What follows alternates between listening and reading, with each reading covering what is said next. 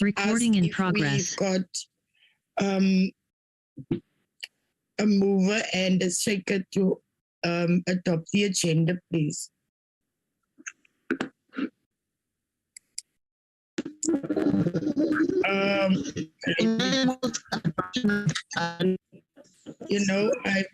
Let me just go quickly. Is that Dongeni or Latuli who's speaking?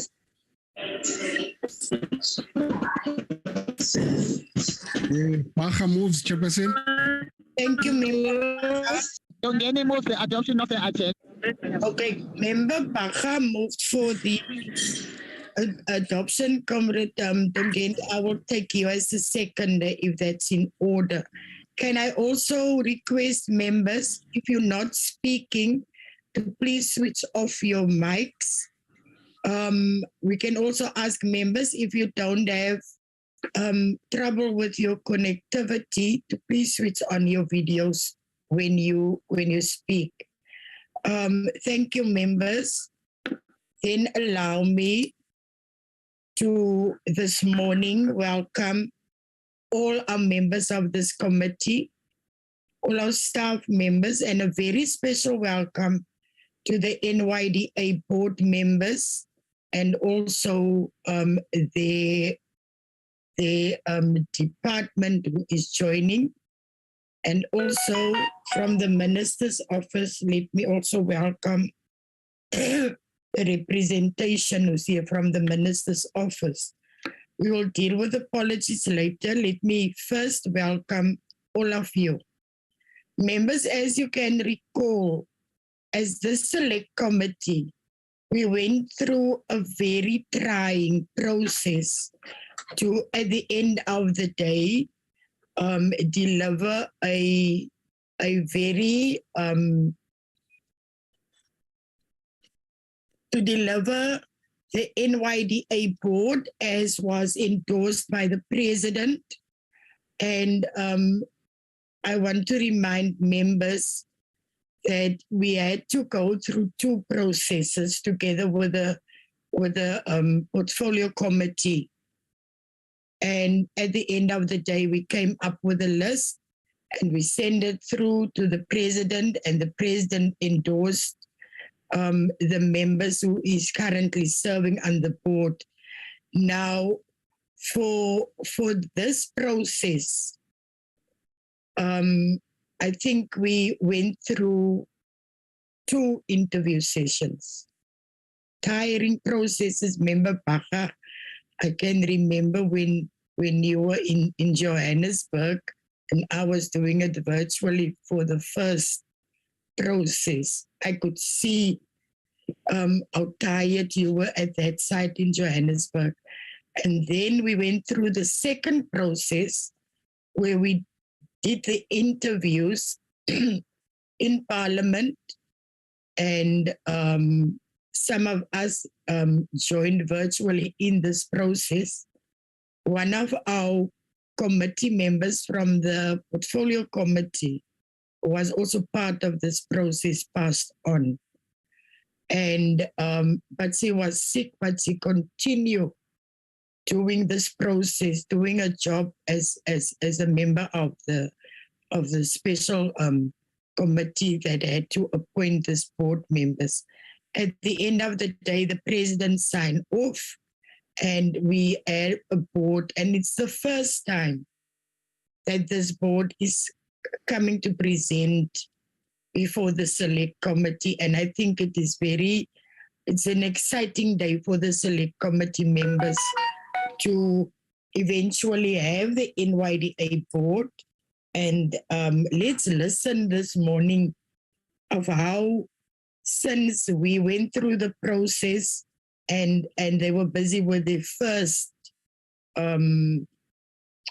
projects in the NYDA. Let's listen how far they come and what is the challenges, what they achieved, and then engage and have the discussions and pose your clarity questions so that we can have a very good interaction this morning. To the board members from my side also, I did wish you well when you were appointed, but this morning I want to do it again. I want to say to the board members who is being under the leadership of the chairperson, a young dynamic woman, Asanda, all our well wishes towards your work. We know the challenges that we are facing in this country with the high unemployment rate of young people. But let's work together and try to uplift our young people out of all these challenges that they are facing. I'm really looking forward to your presentation this morning, and I think all members of the Select Committee is very excited to hear what you did and where you can improve. I think we must have it like a very, very interaction in the Select Committee meeting this morning. With those few words, feel free, feel welcome, and know that we can work together. And as the Select Committee, I want to give you the guarantee that we will keep you accountable. We will keep you accountable for what you are doing, where you can approve. And if there is issues, we as this committee won't hesitate to call you into before this committee to answer the questions and to account. But feel free this morning and feel welcome. Thank you very much. Members, I will now allow Marcel to give us the apologies. Thanks, Marcel.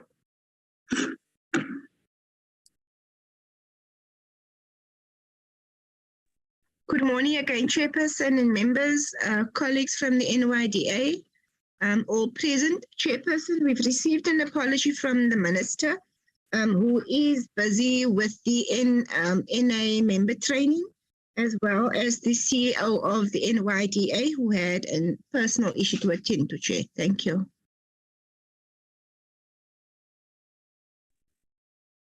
Thank you, Marcel. Members, can we accept that apologies? The CEO sent a letter that the CFO is in the meeting this morning.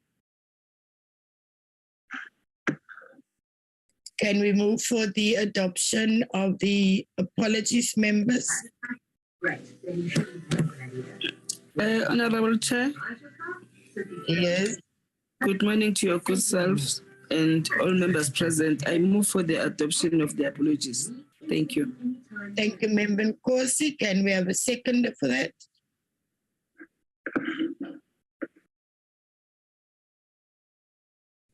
I second, Chairperson, Ms. Baha.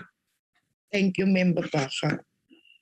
Now, let me ask the chairperson of the NYDA board to give us a briefing and with the department present the presentation. Thank you. Over to you, Ms. Luwaka. Thank you very much, honorable members, and good morning to the honorable chair, honorable members of the select committee, as well as the board members.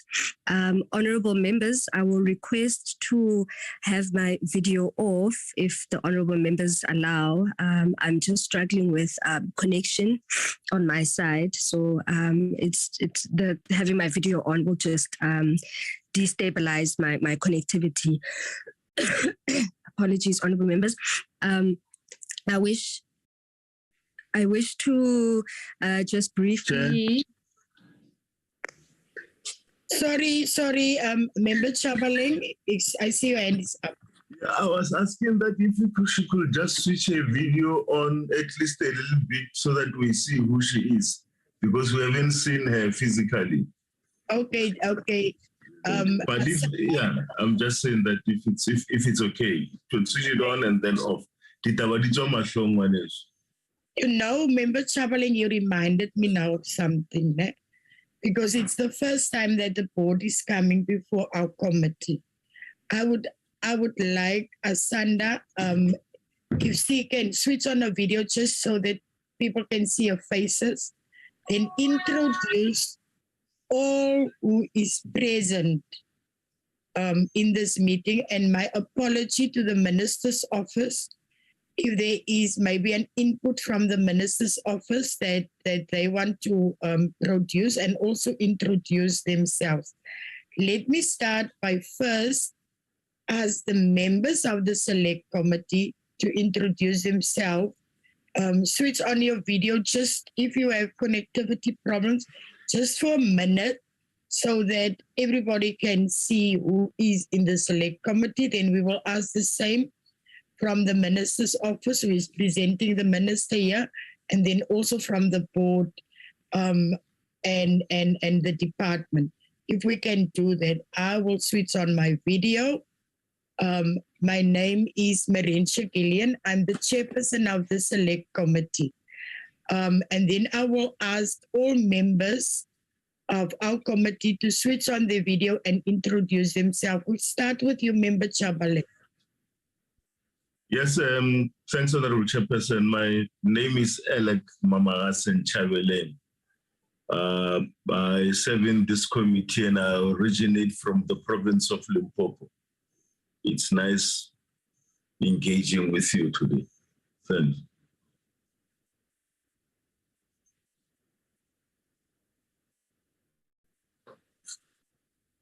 You are muted, Chair. Oh, sorry. Members, I'm not going to call out your names. You can continue to introduce yourself. Let's start with the members. I'll start, Chairperson. Good morning, everyone, and welcome to everyone. I think it'll be nice engaging with everyone. I'm Delmaine Christians. I also serve on this committee, and I come from the Northern Cape.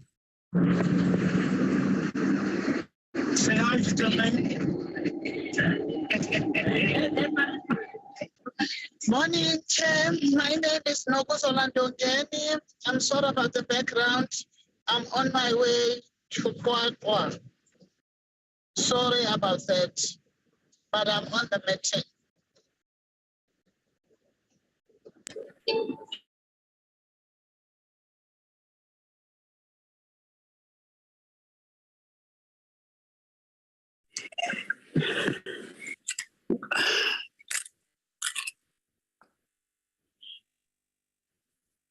Morning, Chair. You can continue, Member Nkosi.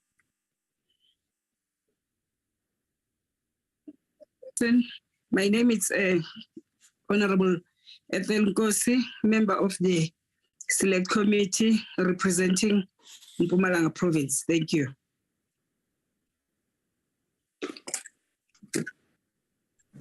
Good morning.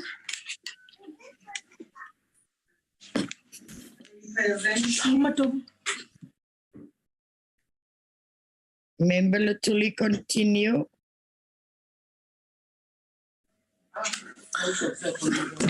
Morning. My name is Lindy Lutuli from KwaZulu-Natal. I serve in this committee. Good morning, Chairperson and members of the NYDA. I am Bulelo Baha, a member of this committee.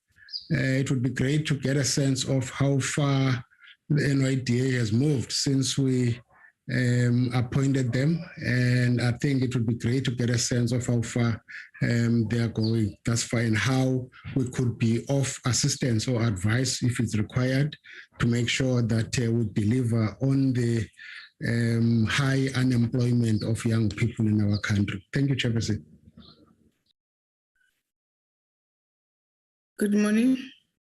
My name is Lee Noinki from Northwest. I serve in this committee. Good morning, Chairperson and the board. My name is Situmele Mvuta Nzube. I'm the member of this select committee. I'm from the province of Free State. Thank you very much.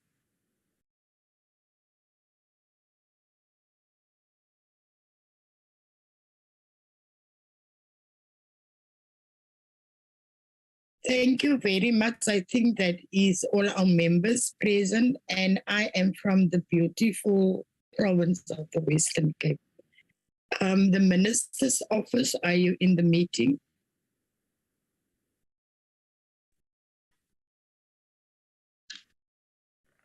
Thanks, Chair. I am the PLO in the ministry.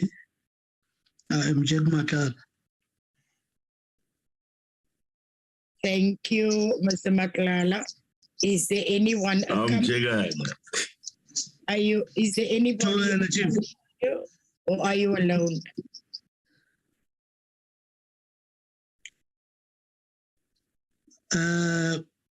The Dr. Penis, I thought will be in this meeting. I will check with her. Okay, thank you. Now we will go to the chairperson of the board.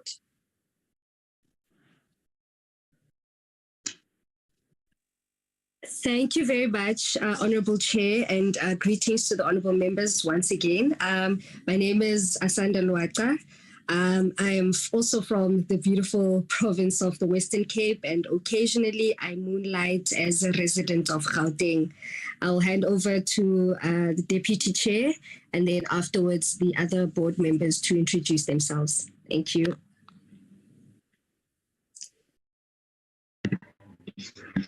Thank you very much, honorable members and the chair of the NYDA board.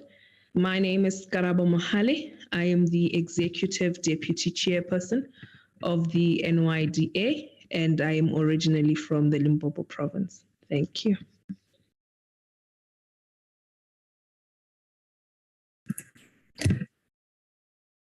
Chair, shall I introduce myself next? I'll go from here. Good morning, everyone. It is so exciting, I think, also from our side to be seeing you all again. Very exciting touching base. My name is Alexandria Proctor. I sit on the board of the NYDA. I'm also a member of the Investment Committee and the ICT Steering Committee.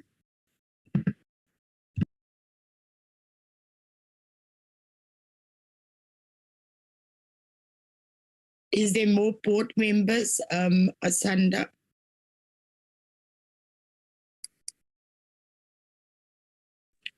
Apologies, Chair. Yes, there are. There's Ms. Pearl Pillay, and then there's also Mr. Tulisa Ndlela. Yeah, and then, yeah, so can I ask Ms. Pearl Pillay to introduce herself?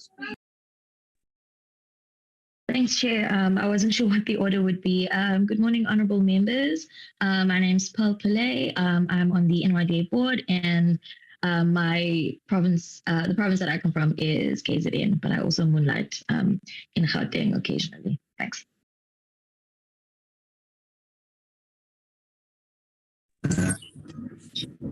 Good morning, Chair, and Chair of the board and members of the committee. My name is Tulisa Ndlela. I am from KwaZulu-Natal. I sit on the board. Like the other member chair, I must apologize. I wait, but I should get to the office in the next 15-20 minutes. Thank you very much, honorable members. I'll then ask the CFO to introduce herself, as well as the delegation that she is with from management. Thank you. Thank you, Chair. Thank you, Honorable Chair and Honorable members of the Select Committee. I'm Kutadzwa Mbedzi, and I'm the CFO of NYDA. And I also come from Limpopo. I see Limpopo is very represented today. So I'm very happy to be part of this meeting. And then I'll have the rest of the executive directors introduce themselves. Thank you.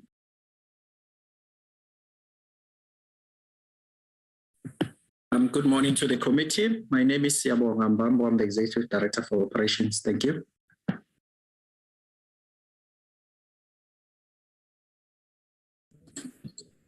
Good morning, honorable members. My name is Mafigi Duma. I'm the Executive Director for HR and Legal. Thank you. Good morning, Chair and honorable members. It looks like my camera has issues. I'll sort it out. However, my name is Palisa Notsi. I'm Executive Director for ICT and Communications. I also hail from the Free State, but staying in Gauteng. Apologies for the camera. I'll get it sorted just now. Thank you.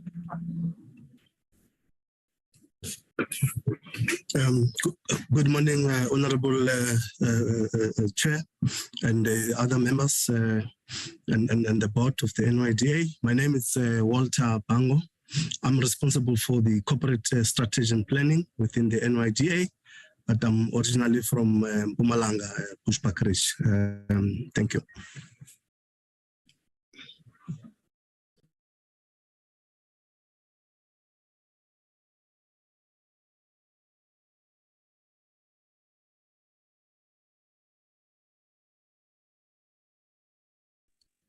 All right, thank you very much, Honorable Chair. I see on the platform we also have Ms. Ikanyeng from the Office of the CEO, as well as Ms. Micheline. So can I just request that they introduce themselves for the benefit of this meeting?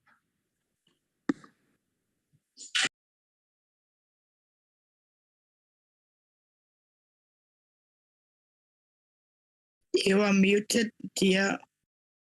Can you unmute? There you are. Good morning, honorable members. Good morning to the board of the NYDA. My name is Ikanyeng Masina Mela, Senior Manager and Chief of Staff to the CEO.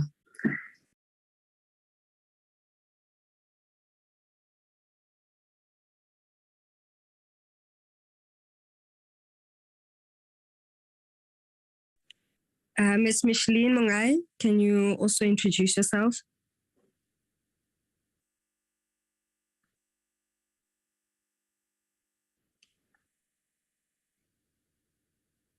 All right. Apologies for that, honorable members. I suspect Ms. Micheline is struggling with connectivity. Honorable members, we also have Mr. Avela Mjachubana, who is in the platform. Mr. Avela is one of the board members, and Ms. Lebogang Mulaisi had indicated that or requested to join the meeting slightly later, as she is in a work commitment at the moment that it went beyond the expected time. So if I can just allow Mr. Avela to introduce himself to the honorable members. Good morning, Chair. Greetings to the honorable members and the chair of the board, the management. My name is Avela, the surname is Mchachubana, from the province of the Eastern Cape. Thank you very much. Thank you. Chairperson, what has happened to the video? We want to see their faces. We've seen them for the first time. I don't understand. If a person can talk to us, it means we can actually see them, you know? Isabella. At least they should make an effort to do that. I mean, Isabella, just show your face.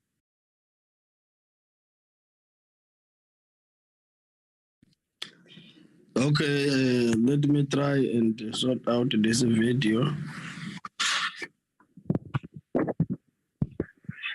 Can anyone see me? There you are. Thank you. Young man from the Eastern Cape. Okay, let's now introduce our staff members, starting from Marcel. I want to show this NYDA that we've got young people assisting us at back. Marcel.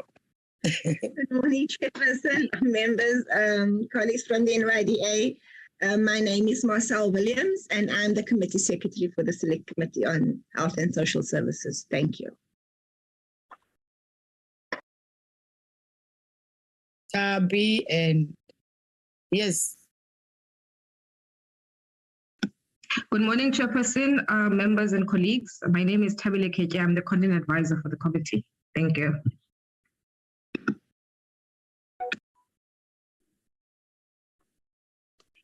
Good morning, Chairperson, honorable members and colleagues. My name is Mkhululi Molo. I'm a researcher for the committee. Thank you.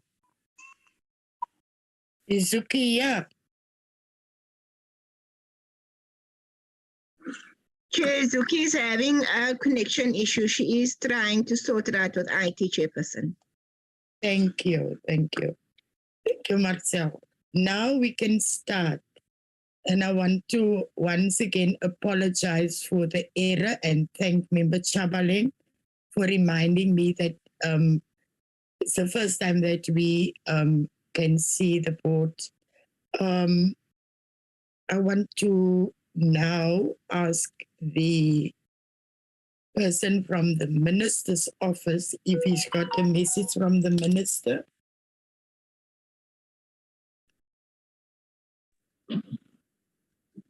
Thanks, Chair. We don't have the message, and we believe that the chairperson is capable to do that. Thank you, Chair.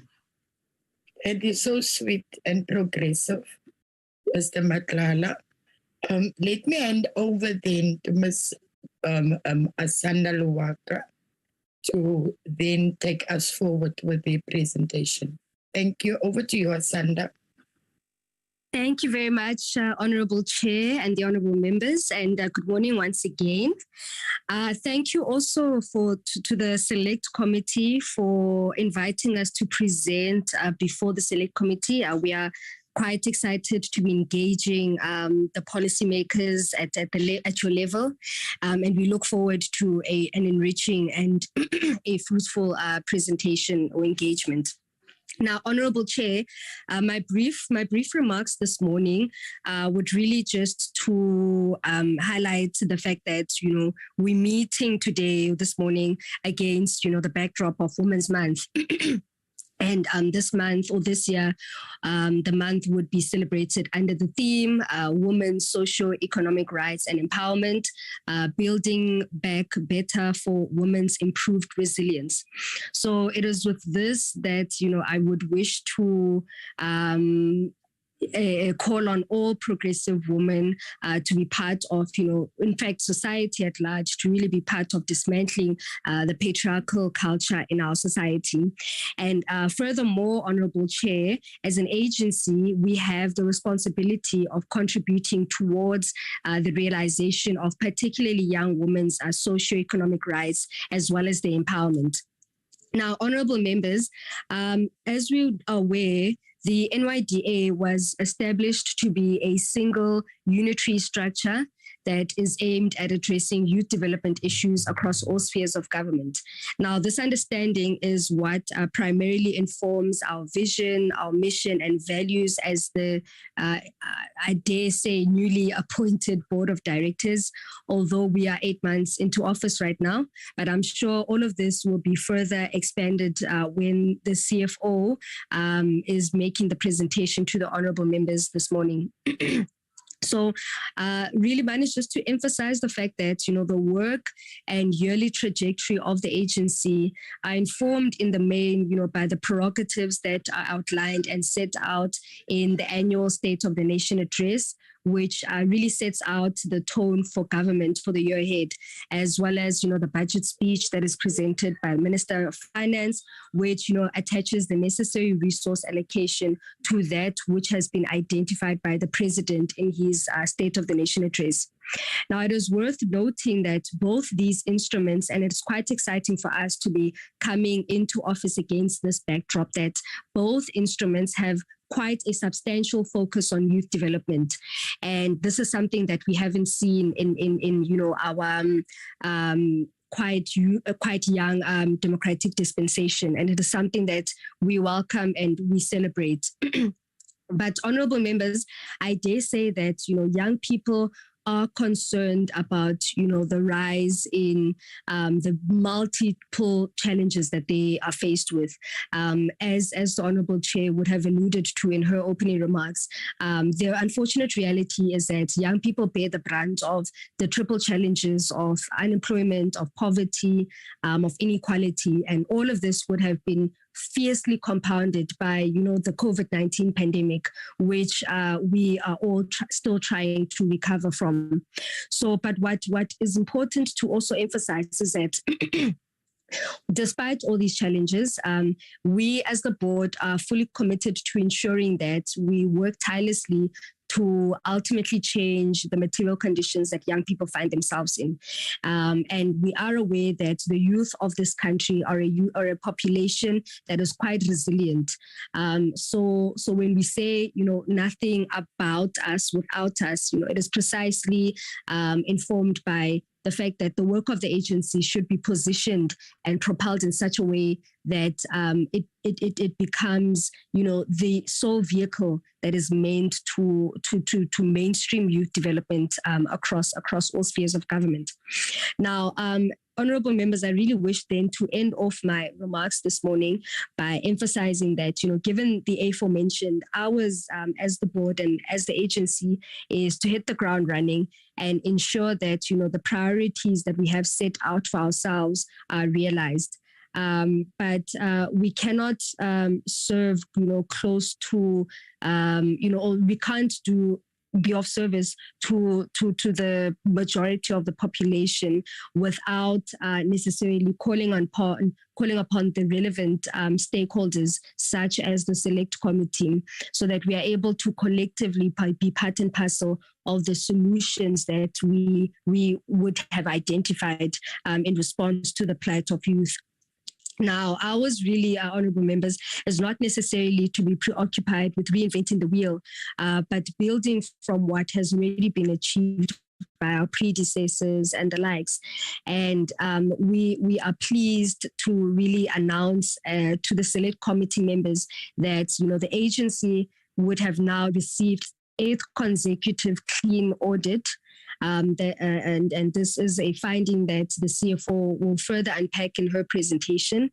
And it is quite exciting because it is a clear indication that young people, if given, the instruments to advance the agenda of the people, we are a population that is capable, that is committed and to good governance and ensuring that, the funds that are given to us are utilized in an effective and efficient manner. But with those words, honorable members, I want to appreciate the Select Committee once again for giving us this opportunity. And without necessarily wasting any more time, I would then request the CFO, who will then take the honorable members through the presentation that we have prepared for today's meeting. Thank you very much, honorable members, and allow me then to hand over to the CFO.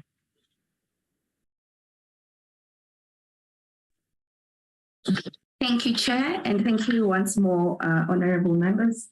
I will not be putting on my camera just to make sure that we follow through in the presentation. I just want to quickly flag the presentation on the screen so that we track together. As the chairperson has already indicated, and I think all of us have already said in one way or the other, and we are aware that there is a high unemployment rate in South Africa, which is quite shocking and very painful for every one of us, whether young or old.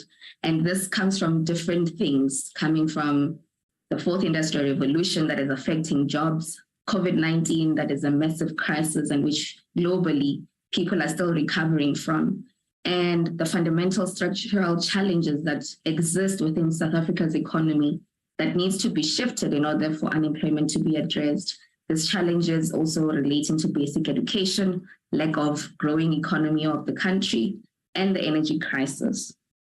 However, in the State of Nation address, there was a reaffirmation that was done that the Presidential Youth Employment Intervention was announced and that there will be policy changes that will enable for some form of relief in the form of tax incentives in order to stimulate youth employment. And the NYDA, with its board and management and all staff, continue to support the implementation of the Presidential Youth Employment Intervention focusing on a National Pathway Management Network and the revitalized National Youth Service and the Youth Entrepreneurship Agenda. The NYDA... Apologies. Presentation. Yes. Yes. Honorable members, I'm not too sure whether the presentation is visible on your side. It is not, Madam Chair. There's no presentation on the screen, maybe. Okay. Is it there now? Yes. Perfect. Thank you for that, Chair. And apologies, honorable members. So I'm still saying that with the youth unemployment remaining high in South Africa, the president announced on the 1st of December, the new board that currently exists. And I must say we are working very well with them as management, and I think we are aligned in terms of the mandate and the day-to-day delivery, especially with our executive chairperson and executive deputy chairperson also being part of the daily running of the organization. The board of directors is collectively committed to continue the positive governance strategy of the agency in a to meaningfully scale up the work of the agency and to fundamentally improve its communications and to reach to young people. The board has had 4 interactions since their appointment. As much as it's 8 months, a lot of work has been done and they continue to do a lot of work. They have met up with the Portfolio Committee of Women, Youth and Persons with Disabilities since their appointment, and they have also done several NYDA office visits, and they've been part of the NYDA project that the agency runs and the implementation thereof. The board is also pleased to indicate, as the chairperson has already said, that we have achieved our 8th clean consecutive audit. And what this means is that governance is in place and that the money that is being given to us in order to meet the requirements of our young people is actually being used for that matter. There was no fruitless or wasteful expenditure. And indeed, the external auditors were able to verify that the targets that were presented in the prior financial year were executed thoroughly. Now, coming to the board's vision that they are running within the overall framework that is being executed in the agency, the vision is that we want to be an organization that is credible, that is capable, and that is inclusive, and which is seen as an active development agency and being responsive to the needs of young people in South Africa. And the mission is to obviously mainstream youth issues into society through stakeholder coordination and to facilitate and champion youth development with all sectors of society.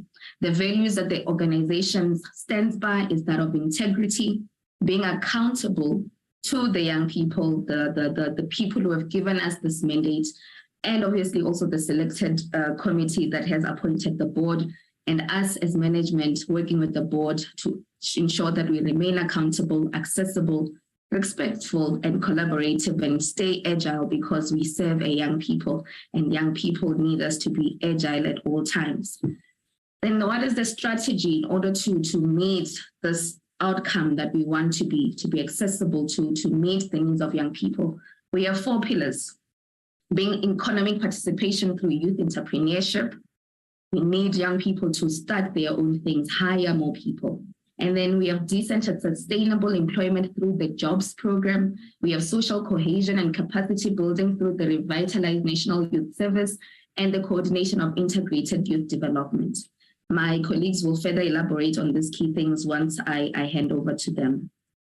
Then we also have a 10-pillar approach on how to meet the objectives, not only in the current financial year, but in collaboration with everything that the agency needs to meet. We want to extend the revitalized NYS over the MTEF, medium term funding, and also to meet the target, at least 2,000 enterprises per year over the medium term, and to also extend our participation on CWP, which is the Community Works Program from 1 province to 3 provinces in this current financial year. We have only been doing one province, which was in Mpumalanga in the prior financial year, and we hope to be able to extend it to a further 3 provinces. To bring the remaining ERP models online to continue to support the youth through the ERP. So this is a technology that has been built in the agency so that young people can also be able to connect with the projects that we and the assistance that we offer to them electronically and using technology. So as an organization, we want to be able to increase those models and ensure that there is easier access and one that doesn't cost young people. Then we want to also reduce the vacancy rate to 5%. So the organization currently is sitting just over 10% of vacancy rates.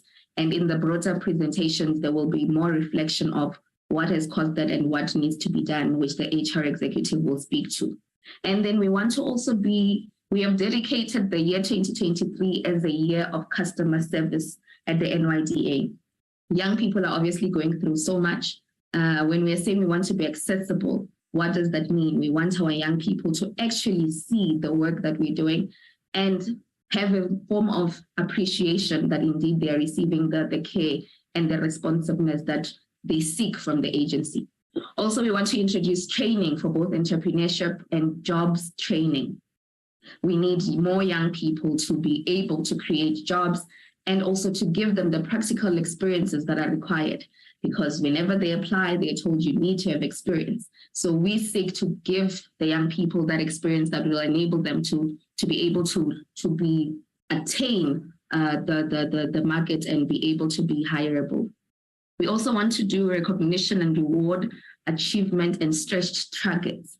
So internally for the organization, we want to see employees actually being rewarded for going over and above their normal job, because as long as people stay motivated, then we are able to deliver on a bigger scale and also increase and stretch our targets to be able to do more, because indeed we are doing a lot. However, looking at the crisis of this country, there is far, far more that needs to be done. Then we have second progress reports on NYDS and status of the youth reports. Then I think with the presidential youth employment intervention, in the SONA, the president announced that there is a presidential youth employment intervention, which South Africa's most bold and comprehensive plan, which will meaningfully tackle youth unemployment. This consists of 5 priority interventions over the next 5 years to address the crisis of youth unemployment. This is consistent with government's vision to see that youth development is located in one government department or entity, but rather it is a cut-cross implementation that needs to be clear, and it is identified for both private sector, civil society, and organized labor. Now, just to showcase the pillars within the intervention plan. The plan is to have a central PYEI efforts in the establishment of the National Pathway Management Network, which guides young people towards opportunities for learning and earning, which is very important. It's one thing to learn and have the training, but it's another to translate that into earning, because that's what distinguishes just giving young people grants to then actually them giving them sustainable livelihoods. In addition to this plan, the components relate to the demand of National Pathway Management Network, the demand led by skills development, local ecosystem enablement, and National Youth Service, which is where NYDA particularly is mostly involved.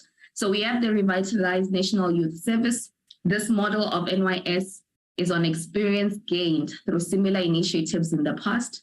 This is using 16 hours of participants, a young person's time per week, and they are able to leave the program and are able to then explore further opportunities for either training, employment, or entrepreneurship during their term of service.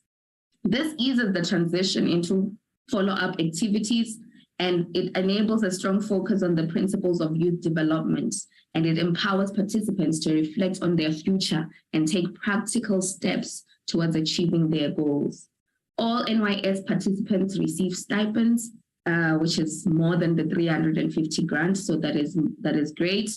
And they're able to then, it provides them with the experience of earning their own money, and potentially for the first time in their lives, being able to get motivated practically, and also seeing the income that derives from the work that they do, which is quite encouraging. The NYS is also a main socioeconomic program of the Presidential Youth Employment Intervention. The State of the Nation address also set a target that we recruit 50,000 young people to the NYS. At the end of July 2022, which was the first quarter, we had 40,000 young people already who have been placed in this program and were receiving stipends within the NYDA. And we have youth service that contribute to civic responsibility and can common identify with the development and the national building. There is a great deal of work for them to do in reintegrating sports, arts, and culture in the public schools, in tackling social problems such as alcohol and substance abuse and gender-based violence, in supporting the early childhood development sector, protecting food security, and in building social solidarity in their communities. I mean, some of these things that I mentioned here are things that I think all of us are aware that are very pressing in our country, and there isn't a day that goes by where we don't hear about the subject matters. So having young people involved in this is really assisting a great deal in awareness and also development of the youth. So this is just a snippet of the achievements of the Presidential Youth Intervention to date as of end of the 2021 financial year. The platform had 12.9 million where young people had created their profiles, and out of that 550,000 young people had registered on ESA system. Within the youth intervention process and all the parties involved, there were 557 opportunity holders that were listed on SA Youth. We also had 358,000 young people who secured earning opportunities on SA Youth. That is a significant number, but again, when compared to the youth unemployment, one could say it's not that high, but the work is there and it's evident. Of the young people who received opportunities, 69% of that was female positions that were taken up. And then we also see that 30,000 young people received non-financial support from the NYDA and DSED. The non-financial would mean training, and we do and facilitate several forms of training that assist young people to then be able to use their skills to translate that into financial income.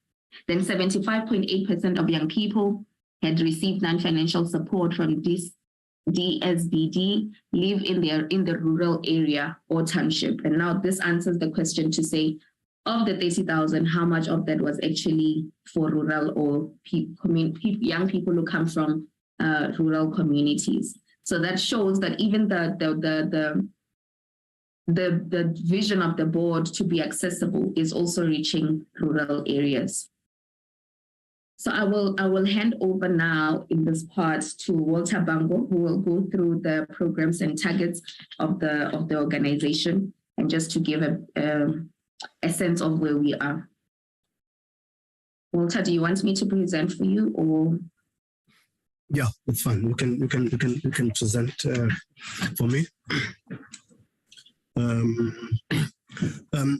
Thanks, Honorable Chair and members, and with the board members once again. I think for me, I'm going to take you through, the process that we go through when we develop our strategic plans and APPs, and well, of course, in terms of programs and targets, which at the same time needs to align with the budget that the NYDA has committed. Next slide.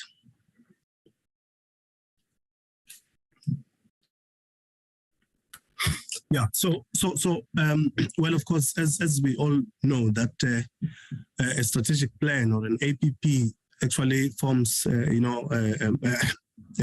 bigger part of the organization in terms of, taking ahead the strategic objectives or outcomes that have been set for NYDA. So there is a process that we need to follow in terms of us making sure that the strategic plan and the APP it is aligned in terms of the NYDA mandate. So there's quite a number of methodologies or approach that we need to apply. Well, of course, these methodologies that we need to follow, it's government cut across. So firstly, we'll have to engage with the DPME to make sure that we follow all the strategic medium-term guidelines that are provided by DPME.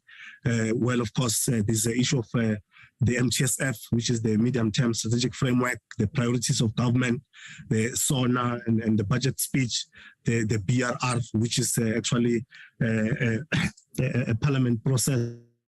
You know, we at some time we actually receive recommendations from Parliament in terms of how we should take our programs forward, or projects that we might want to implement as the NYDA, the 25-year review, etc., etc. But well, of course, not also forgetting about the Stats SA reports.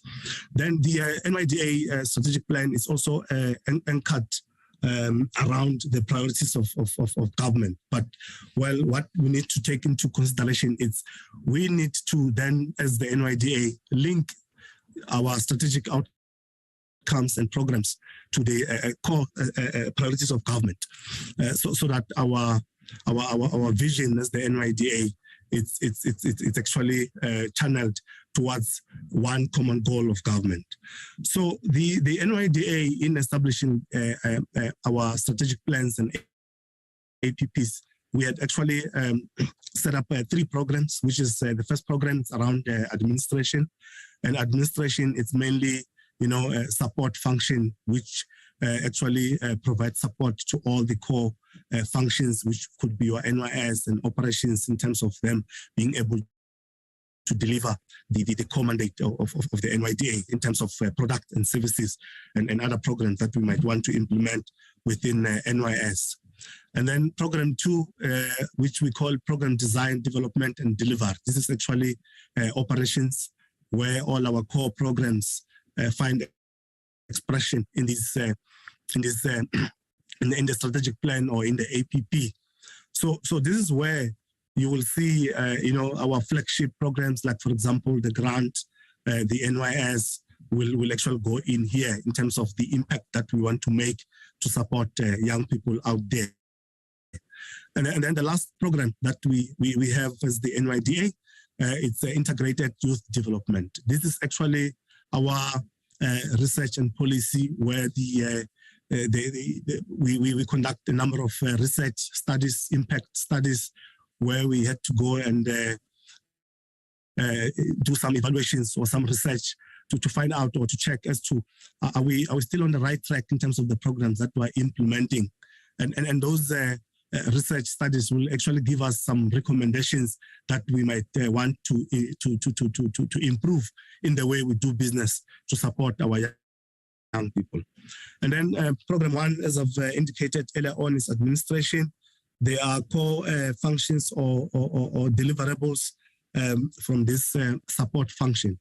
I think one of the key support function is our human resource, which mainly focuses on performance management, you know, also gender at work, life balance strategy, you know, the issue of culture of service. Like, for example, in the previous financial year, you know, with the board, the NYDA has actually declared 21 for the financial year 2021-2022 onwards, a year of customer service, because we felt that we cannot continue to just you know, do business as usual, but not really taking care of our external clients, even our internal clients, in terms of customer service. And then the next one is a financial services. Well, this it's one of the sub-unit within administration that is, you know, responsible to make sure that we maintain our governance and the issue of effectiveness and efficiency. Because also the APP, when it's being developed, it must also be aligned with the budget, so that our outcomes we were able to achieve them. And then the next support function, we've got our communications and ICT. This is also one of the support function, which is to make sure that our communication strategy is being developed, you know, to support our young people. You know, also there are partners that we work with. You know, also the issue of the media that we interact with from time to time. So they will make sure that that strategy is being developed and is being communicated out there, and at the same time is being implemented. to support the vision of the NYDA. And also, continuing the issue of digitization of services in an inclusive and free manner. I think one of the bold steps that the NYDA has taken since from the beginning of the financial year, well, of course, working with the board, was to actually, introduce what we call ERP, where we want to do away with, some of the manual processes that we have been, especially when it comes to performance, because we've been doing a lot of manual processes, and which it actually affect our efficiency in terms of service delivered. So ERP has been deployed in the previous financial year. I think we're looking at in this financial year to be at 100% with the processes that we have followed through to make sure that ERP is going to enhance and support, all our business platforms in terms of digitization. And then also, communicating youth development work effectively, where we also, took a decision that, social media, most of young people, they are on the social media platforms. And we cannot ignore that platform, because from time to time, we need to communicate with the young people in terms of what is happening within the NYDA. If maybe there are new programs that have been introduced, it will be publicized on our website. It will be communicated through the social platforms, so that young people are not left behind. They all participate in the programs that we have. I think the last support function within Program 1 is internal audit and risk, which, well, of course, is also responsible for governance issues in a value for money environment, because that is also one issue. Governance is very important, not to be neglected within the organization. And not also withstanding the issue that there are also, challenges that we at times, face as an organization. But, well, of course, there are no challenges that NYDA, we leave them aside, and we don't actually put measures in place to deal with those particular challenges. And while at the same time, there are also opportunities. Communicating to each sector, sorry, could you go back? Communicating to each sector within the youth development sector, it's also, quite key for NYDA to be successful in implementing the vision. Leveraging of the presidency and communicating together in a whole of government approach, that is also quite key. I think there we have established quite a number of initiatives in partnership with presidency, to make sure that we create platforms that supports young people, like, for example, the presidential youth employment initiatives, where young people can actually log in and access opportunities that might be available, whether by government and the private sector. And that seems to be also doing very well. Well, we know that there's some challenges when it comes to data, especially young people, from the rural areas. But I think what the presidency has done is to make this platform to be data free. So you don't need data to can actually access this particular platform. And I think really that was a big initiative in that regard, ensuring that our ICT and data strategy does not also leave behind marginalized and vulnerable youth. Next slide, could you? So yeah, this slide actually it portrays the core KPIs or targets that we have set for the organization. I think you can see there for the financial year 2022-2023, because the other years it's just our previous medium-term targets, which have already been subjected to audit. We are also planning under this program to review and implement our annual workplace skills plan, which it's within HR. We are also, targeting about 150 million under value of funds sourced from the public and private sectors to support the youth development programs. Because we also felt that as the NYDA, we cannot implement youth development alone, but we need to forge some kind of partnerships with other organizations that might be out there from the public sector, but at the same time with government as a whole. And then also number of SETA partnerships established, and also we've forged partnerships with SETAs. We had committed to about 6 SETAs partnerships that we want to forge partnerships in terms of programs that might be available. But notwithstanding that, also there's been quite a number of initiatives that we implemented in partnership with sisters from the previous financial year, as you can see there. In 2020, 2021, we started with 4, and then 2021, 22, we had 6, and this year we had another 6, and we'll continue. In the next financial year, you can see there the number is even growing bigger to 15 SETAs. And then we also committed in terms of partnerships that will sign with technology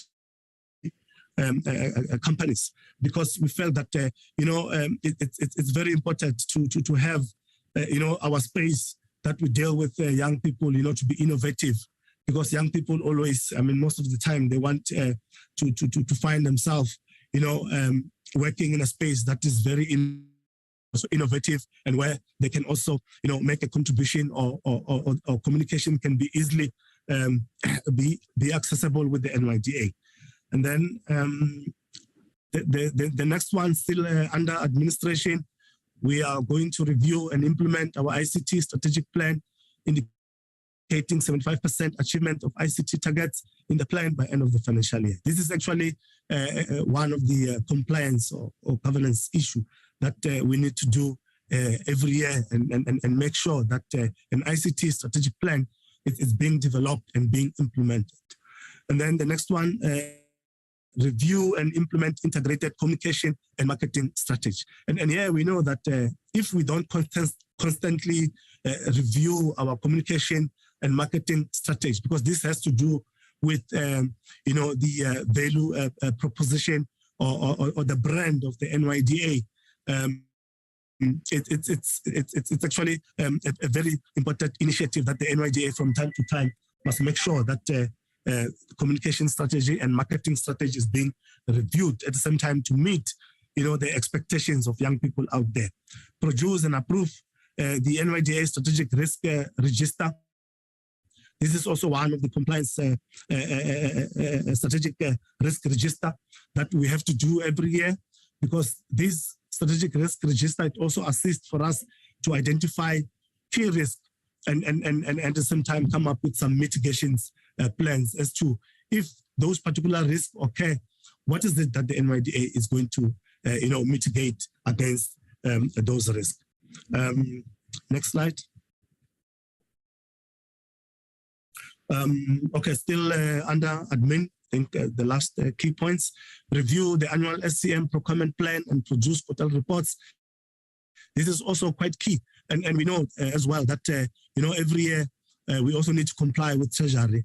We need to submit a procurement plan, and this is also quite key because it detailed all our processes in terms of procurement. What is it that we had committed to deliver in terms of supply chain and procurement. Develop an annual report on partnership established with disability organizations, in promoting youth development. This is also quite key because we also, noticed as an organization, as the NYDA, that, this is one sector that has been ignored for so many years, whether it could be job opportunities, whether it could be any opportunities that might be available out there. Often than not, young people, persons with disability are being left alone, and that could be a number of reasons whereby they could not be able to access, some of the platforms or some of the organizations in terms of information for them to be assisted to acquire opportunities that might be have been availed by government and the private sector. But as the NYDA, we felt that every year we will develop, a report. We go out and engage with most of the disability organizations that are available out there, and forge some partnerships in terms of how we can work with them, to support this particular sector. 100% implementation and monitored ERP modules in all NYDA platforms. I think this is also one thing that I indicated earlier on when it comes to ICT and communications.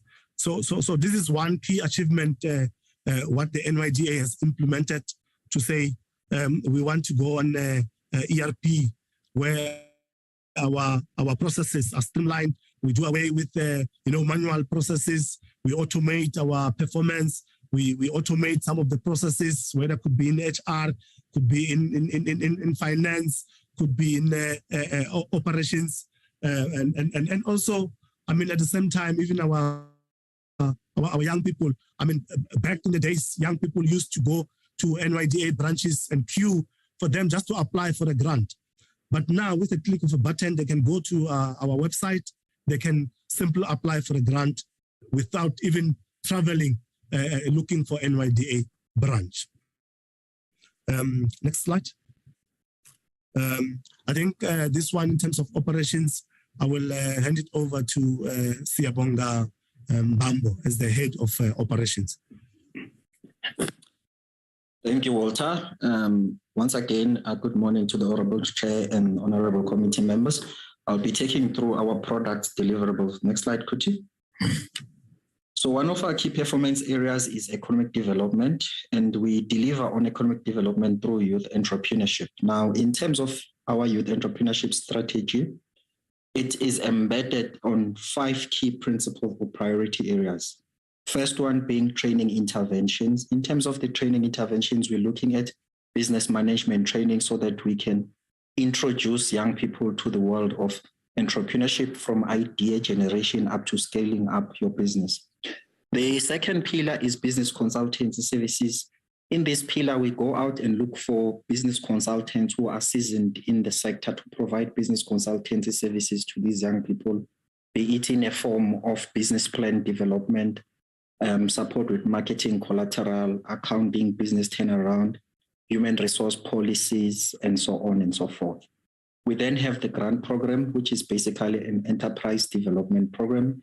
It assists young people by providing them access to capital so that they can start their business ideas. We fund young people from 1,000 Rand up to 250,000, depending on the needs of the business and at the stage at which the business is at. It's basically categorized into 4 thresholds. Threshold 1, focusing on the informal businesses, which is from 1,000 Rands up to 10,000. Threshold 2, focusing on startup, but which are formalized, which means that you have to be CIPC registered, that is from 10,000 up to 50,000. Threshold 3, it's from 50,000 up to 100,000. The difference is that you need to create an additional 2 jobs, as opposed to threshold 1, where you only have to create 1 job. And then threshold 4, from 100,000 up to 250,000, where you have to create at least a minimum of 3 additional jobs in terms of the grant program. Then we've got a market linkages program, where we go out and look for opportunities for young people who are who've got a minimum value product that they can sell. Then we go and look out for opportunities so that they're able to grow their businesses, and we link suppliers and people who require products and services through that program. And lastly, we have a mentorship program, which is a voluntary program where we ask business owners or people who are seasoned consultants to assist the young people by providing business mentorship and coaching so that they are able to grow their businesses. And this is quite critical in terms of business development. I also want to highlight that we've got quite a number of partnerships in terms of us delivering on these pillars. For example, we've just recently received funding from the UIF to expand our offering in terms of the grant program by giving us an additional funding of about 40 million so that we can fund an additional 400 youth-owned enterprises. We also partner with Department of Small Businesses. Last year, we ran Challenger Fund. We have a partnership with SIFA where we refer some of the young people that we are unable to assist. In terms of NYDA, we have a partnership. They also assist us in terms of our mentorship program. We refer some of the young people to them. And in terms of the key challenges, one of the biggest challenges that obviously we would like to assist as many young people as we can in terms of the grant program. However, the resources are not sufficient enough. So the demand is way bigger than the supply itself. So we still have a challenge in that. And also, again, we also have a challenge in terms of reaching out as many young people as we can so that they are able to access our training intervention, and our intention to move all our trainings to a blended model where we have got both online and physical training. And then again, also the issue of attracting additional partners to partner on this is also important. Then the other pillar is decent youth employment through our jobs program. In terms of our youth employment strategy, we've got 3 pillars. We've got the job readiness and life skills training program, where we train young people about life skills in terms of effective communication, interpersonal skills, issues about personal finance. And then in terms of job readiness, we teach them about CV writing, how to prepare for interview, how to present yourself, how to behave in the work world, and how to prepare for a transition from education to the employment world. And then in terms of the national pathway management, this is an initiative from the president and in partnership with the public and the private sector, where government is coordinating a centralized pathway that puts together opportunities into a central repository through a mobile app where opportunity providers register opportunities and young people register themselves. So we're linking young people to job opportunities through this zero-rated app. So our job is basically to get young people into the platform and also to make sure that we recruit people who offer job opportunities to register on the app, and then the app does the matching. We also implement skills development program in partnership with CIFA. We're currently training about 558 artisans through the services status program. We're training about 100 through theater, and there are other programs that we are also going to be implementing with the insurance sector and other related sector. Next slide, please. So in terms of our targets from an MTM perspective, last year we had a target of about 2,000. Again, you will see that in the current financial year, that target is also 2,000. I must indicate why you don't see a difference is that target was 1,500, but due to an injection that we got through the midterm budget review from National Treasury, we were then able to stretch it to 2,000. But due to limited resources, again, we were not able to stretch this target of 2,000. So what we've done is that through the funding that came through from UIF, we were able to maintain it at 2,000. So again, the issue of financial injection and resources around the grant program remains a challenge. We would like to do more, but the budget simply does not allow us. So ideally, if we could get an additional injection there, obviously we'll be able to do more. In terms of business development support services, we were able to assist 20,000 young people, and we intend to increase that to about 25,000. This talk to entrepreneurship development training, business development support services, market linkages, and mentorship. In terms of the number of jobs created, we were able, through our entrepreneurship development program, to create 6,000 jobs through enterprise development support programs that we're offering, which is mainly the grant program and the voucher program.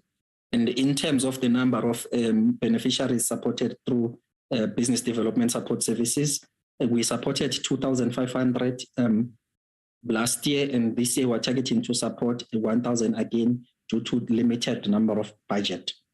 In terms of other deliverables, in terms of the pathway management, we intend to capacitate over 75,000 young people that are also going to be ready. These young people will be capacitated on life skills and job preparedness, and they'll also be assisted to register on the pathway management network. And we are targeting to place them in at least about 10,000 job opportunities. Next slide, please. The methodology that we use in terms of setting our targets, on average, we say we offer a grant of about 40,000 per young person. So if you times that with our target of 2,000, it equates to about 80 million for the grant program. In terms of the number of our jobs created, which are derived from the entrepreneurship program, we have a conversion ratio of 3:1. In other words, we are saying for every grant that we issue, there's a conversion ratio of 1, so meaning that our target for jobs is 6,000. Then in terms of non-financial business development support services, which in this instance is business management training, this is done over a period of 5 days, training about 30 young people in a classroom of between 30 to 25. So the target there is 25. And then mentorship, this is derived from the grant program target of 2,000 young people that are funded. And we are saying that we need to mentor at least 80% of those young people, which converts to 1,600. And then over and above that, we've also set ourselves to say there will be other people who are coming outside that from the grant program who want these services. And we've added a target of about 4,400, taking us to 21,000. And then in terms of job preparedness, which is a 2-day training, we intend to train about 45,000 young people. In terms of the SETA training programs, I've indicated that we already have about 558 from the services SETA. We also have got GETA, and we also have got the services SETA. We are in discussion with Food Bev SETA as well. So all in all, we are targeting to train about 55,000. And then in terms of the Pathway Management Network, we intend to register about 10 young people which are going to access job opportunities through the Pathway Management Network. And then in terms of the NYS program, we are which is the National Youth Service Program, we are looking at implementing partnership NYS programs with at least 60 government departments in this year. We will also be producing an annual report that will tell us about the state and the role of other government departments in the NYS program and what programs are they implementing. And then in terms of the number of young people that are participating in the expanded volunteer program, we intend to have about 11,000. These are young people who volunteer. They could either be involved in early childhood development, they could be assisting in repairing schools, in fixing community gardens, early childhood, in assisting the elderly, so on and so forth. And then in terms of the community works program, we are assisting 7,000 young people in Mpumalanga on the community works program to transition out of the NYS program to other job opportunities. And then in terms of the number of young people securing service opportunities, we're currently implementing a youth service program where we've got about 35,000 young people who are volunteering in respective programs, be it assisting young people in aftercare, post-school education, be it in physical education and training, so on and so forth. And also through this program, again, I've indicated that we are transitioning 7,000 young people into the world of work, which are currently in the CWP program. Next slide, please. So the NYS program is basically made up of 3 pillars. One, we are looking at revitalizing the program. This means that we are rebranding the program. We are also getting involved other stakeholders that would have lost interest in the past. So we are reviving the program. We are also sourcing out financial resources, and through the president, through National Treasury, we are also gathering information in terms of the status of the program around the country, so that we are a repository of information and a database of what is happening around the program. But also we are also looking at skills development program that will assist young people to transition out of the program, because it's not necessarily an employment program per se, but it's more a transitional program of getting young people out of education into the world of work by volunteering their services and time so that they can transition. We are doing that in part. We are also doing that through the Community to Works program, which by its very nature is also part of a National Youth Service program. And we are also resuscitating the coordinating structures and the framework where we are coordinating municipalities, provinces, and national government in terms of the implementation of the NYS, so that it's implemented at all these 3 different spheres. And then, as indicated, so the target for the EVP, it's 10,000, and the budget that is allocated is 5 million. The Community Works program, it's 5,000, and the budget allocated for paid service is 72 million, and the revitalized NYS, the target there is 30,000, and we are paying stipends to the value of 200 million. Thank you, Chair. I'll hand over to my next colleague.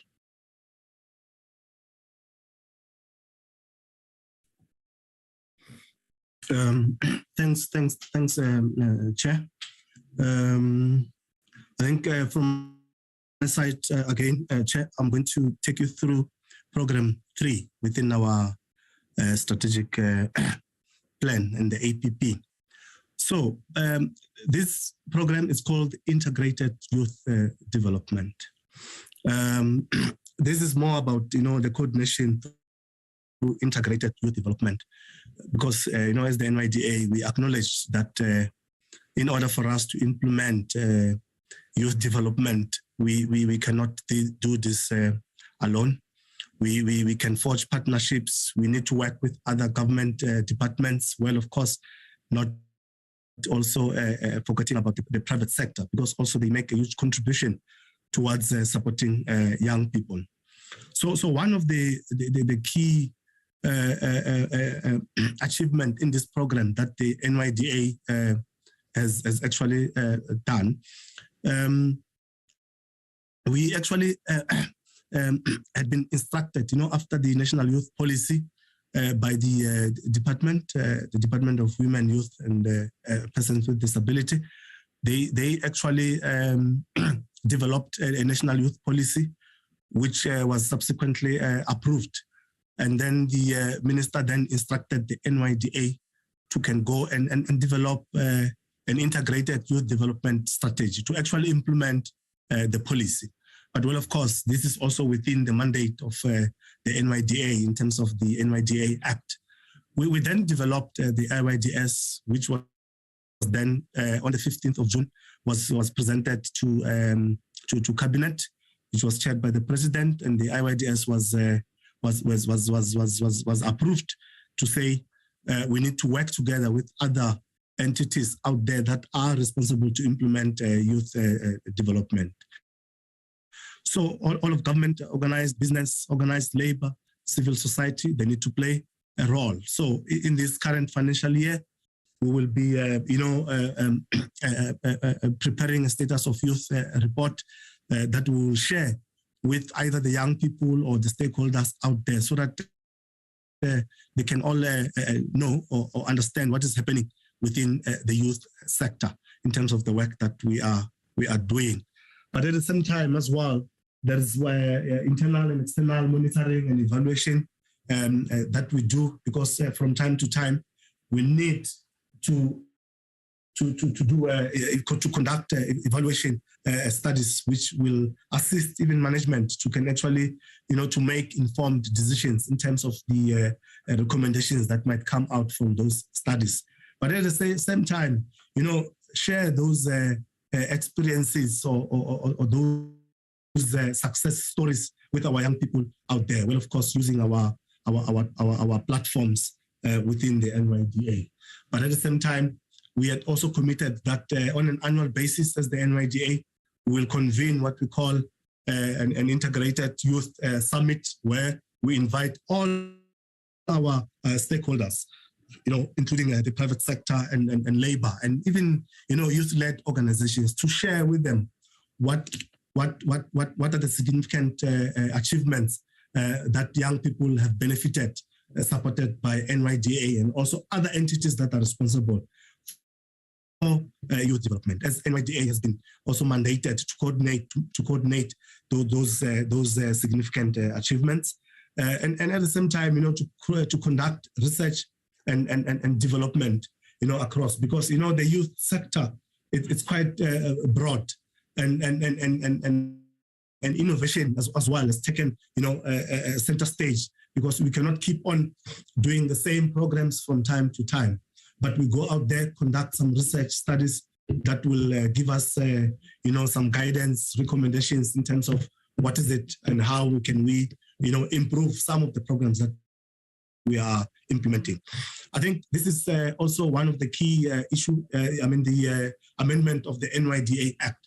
I think sometime last year, we started the process of amending the NYDA Act.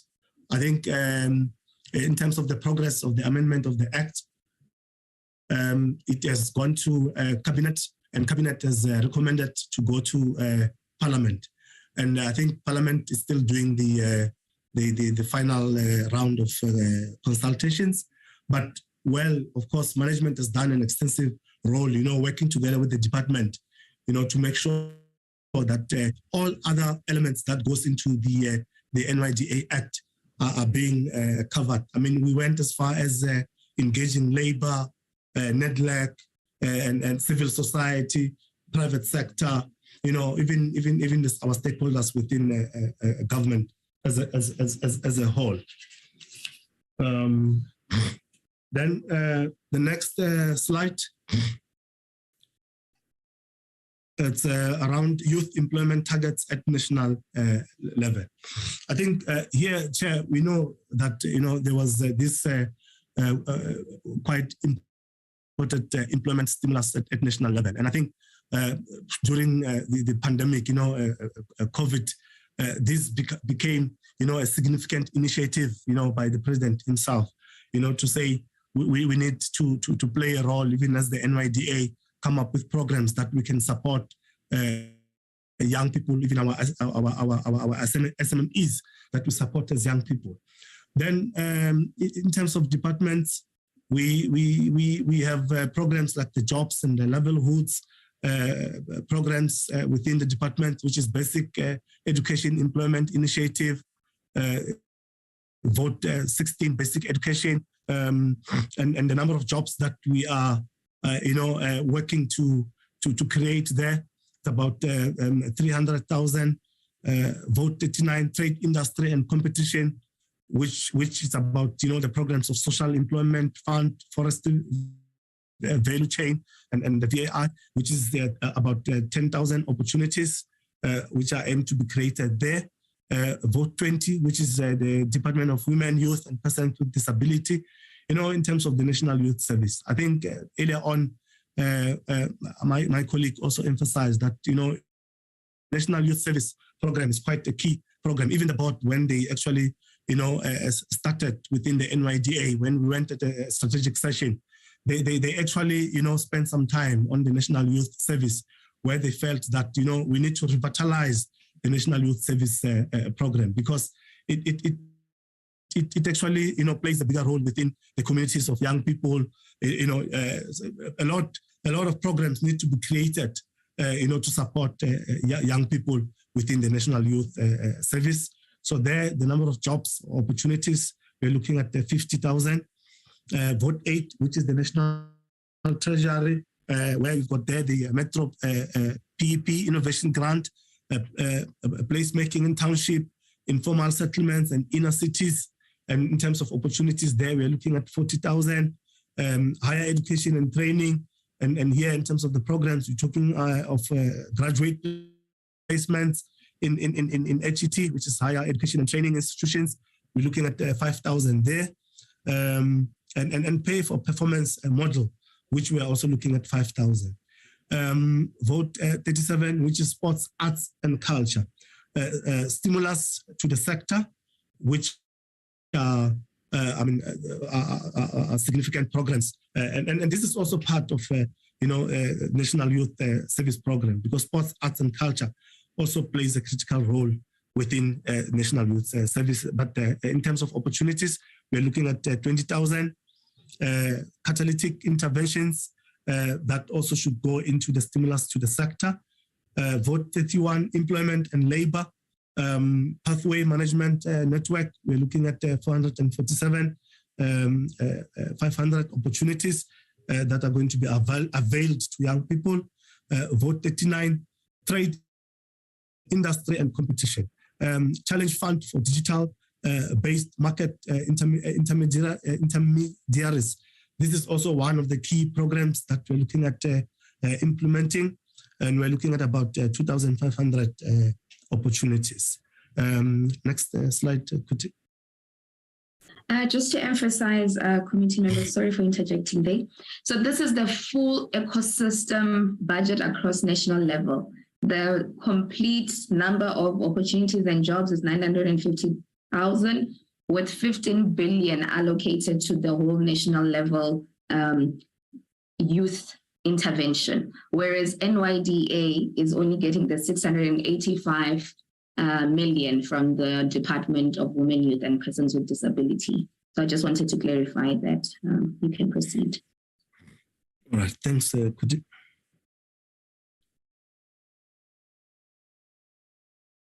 I think here, Chair, I will hand over to our head of HR. Thank you, Walter. Thank you, Honorable Chair. I will proceed and take you through the organizational structure and just briefly highlight the reporting lines. So as you see, we have 6 subcommittees, and these subcommittees, they report directly to the board. So there is an executive management committee, and that is responsible for the CEO and the executive deputy office. And there is also audit committee, which is responsible for financial services, investment committee, accountable for projects and programs within the agency. And then there is a human resources and a remuneration committee, which is responsible for human resources. We have ICT steering committee, which is accountable for ICT and communications. There's also social and ethics committee, which is responsible for corporate social investment, national youth services, and the ethics within the agency. So the subcommittees, they report directly to the board, and then the board of directors report to the presidency, and then there is another line to the Minister of Department of Women, Youth, and People with Disabilities. And then if we move over to, this is a functional structure. So if you look at this functional structure, there are 3 support functions. So those support functions, it's financial services, communication and ICT, HR and legal. And then our core function, which is operations, that's the fourth function that we have within the agency. They report directly to the Office of the CEO, and underneath the Office of the CEO, we have corporate strategy and corporate investment. And then we do have an Office of an Executive Directors, and they report directly to the board. And then financial services is actually responsible for finances of the organization and supply chain. Communications and ICT, financial services, they also look at the facilities function. And then communications and ICT, they look at the communications and ICT of the agency. HR, it's HR and legal. Then the core function, which is operations, there is a function of NYS, this is National Youth Services, jobs, youth entrepreneurship. We also have 44 branches and centers that are across nationally. Then if you move over to the next slide, just to highlight the positions that we have advertised, this is just to highlight the vacancy rates that we have within the agency. So there were, if you can go back, Kuti, to that slide. There were about 66 positions that were vacant, but because we have a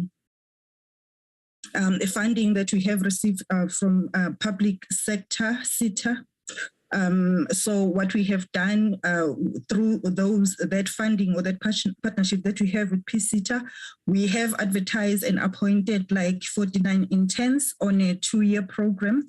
They started working on the 1st of June 2022. And then there are other positions that we have that will be filled on a permanent basis. Those positions have been advertised, and most of the recruitment is underway. And obviously we do align with the employment equity plan that we have in the organization to make sure that we achieve our target that has been set. Thank you, Kuti. And then the post that we have that if you look at the vacancy rate, we're comparing as at the 1st of April 2022, we were sitting at 16% in terms of the vacancy rate. But if you look at the projections now, especially with the recruitment underway, we're looking at a projected vacancy rate of 3.7%, which is below 5% as per the target that has been set by the agency. But the total number of the positions in terms of the structure, there are 512, and currently the positions that are filled, there are 427, and the recruitment that is currently underway is 66, and we have a total number of 85 vacant positions. Thank you. I'll hand over back to Walter. Or is it Kuti? I think it's me. Thank you so much, Mafiki. I hope we're still all awake. I just want to come to the financial information, and I won't go on the methodology because it aligns with how all the planning of the agency takes place, because the numbers basically derive from the various projects that the organization does. So as I give the detail of the financial, it will give a better perspective of the projects and how the numbers, how the finances that we are allocated are then implemented in the organization. From a revenue point of view, we are sitting in the prior year, we had 974 million that was allocated to the agency. And in the current financial year, we have 757 million that has been committed to be given to the agency. Of that, the Department of Women, Youth and Development, I mentioned that gave us in the previous slide that Walter presented, that it's 680 somewhat, because that includes monies that was received in the prior year with the midterm budget that was revised. So a portion of it relates to the prior year and some of it to the current year. So overall, we have 481 in the current financial year from the department. Then we have donor funded income of 69 million, and we have interest income that is derived from our banking facilities of approximately 5 million. Then the Presidential Youth Employment Fund of 200 million. So this combined, this 200 and the 481 will be that 685 orders that I showed in the ecosystem of how the implementation for the agency in terms of funding is then tied to us. Then in terms of the increase or how much of this fund in the current year, how the progress is in the current year. So we have received 2% additionally, which when added with the when you look at the Presidential Youth Employment, it looks like a negative, but that's because in prior years we didn't have that. And that amount basically does not have a comparative, but it doesn't mean it's a reduction. And then we have donor funded that increased by 5%, interest income by 67% because we have more funds in the bank. So that interest income will surely come through and will enable us to then do more for our young people. And then coming to the expenditure budget by program, which is some of the programs now that we have had Walter and Sia speaking to. Administration, which is mostly HR or internal resourcing and a lot that goes in there. We have budgeted that in the current financial year, it would be 86 million spent on that, because also we need to fill the vacancies that have been mentioned, which are key, especially because we have extended branches. So we need to fill those vacancies in order to meet the demands of the young people. Then we have economic participation, which is allocated 185 million. Then integrated youth development, which is 5.1 million. Decent employment through jobs program, which is 68 million. And the National Youth Service, which is 205 million, leading to 551 million. And then employee costs, which are now going to be its payroll would be 206 million. This is like I mentioned, is to ensure that we are able as an organization to meet the needs of the young people. I just also want to highlight that these numbers link to the targets that we have been shown, and also we were also shown how the targets were determined, and it is shown by also how the numbers will also play out. So the budget is driven and aligned by the priorities and the annual plan, annual performance plan, the APP, and the funds then are then utilized to ensure that we meet those targets. Then I just want to highlight in terms of the office costs, in terms of rental alone, the head office in Joburg incurs 14 million. Then we have regional offices across the different provinces and districts.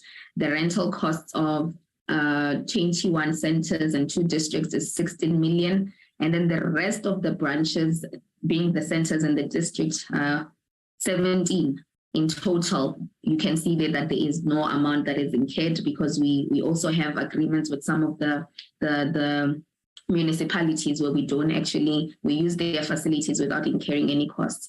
So this also goes to the cut through initiatives to ensure that everyone is chipping in to better the youth of South Africa.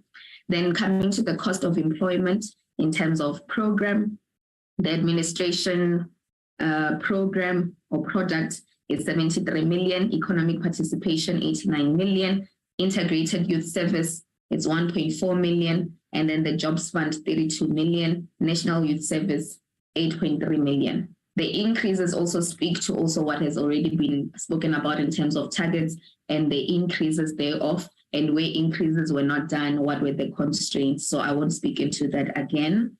And then in terms of the outreach programs, we have operational divisions, which is 400,000, and the office of the executive board, which is 774.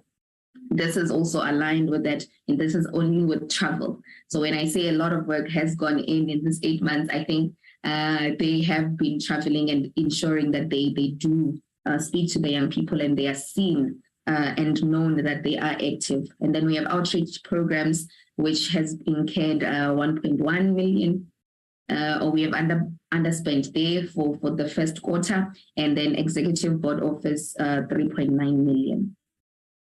This is also in line with their budgets, so there is no spend that is not, which I do not monitor.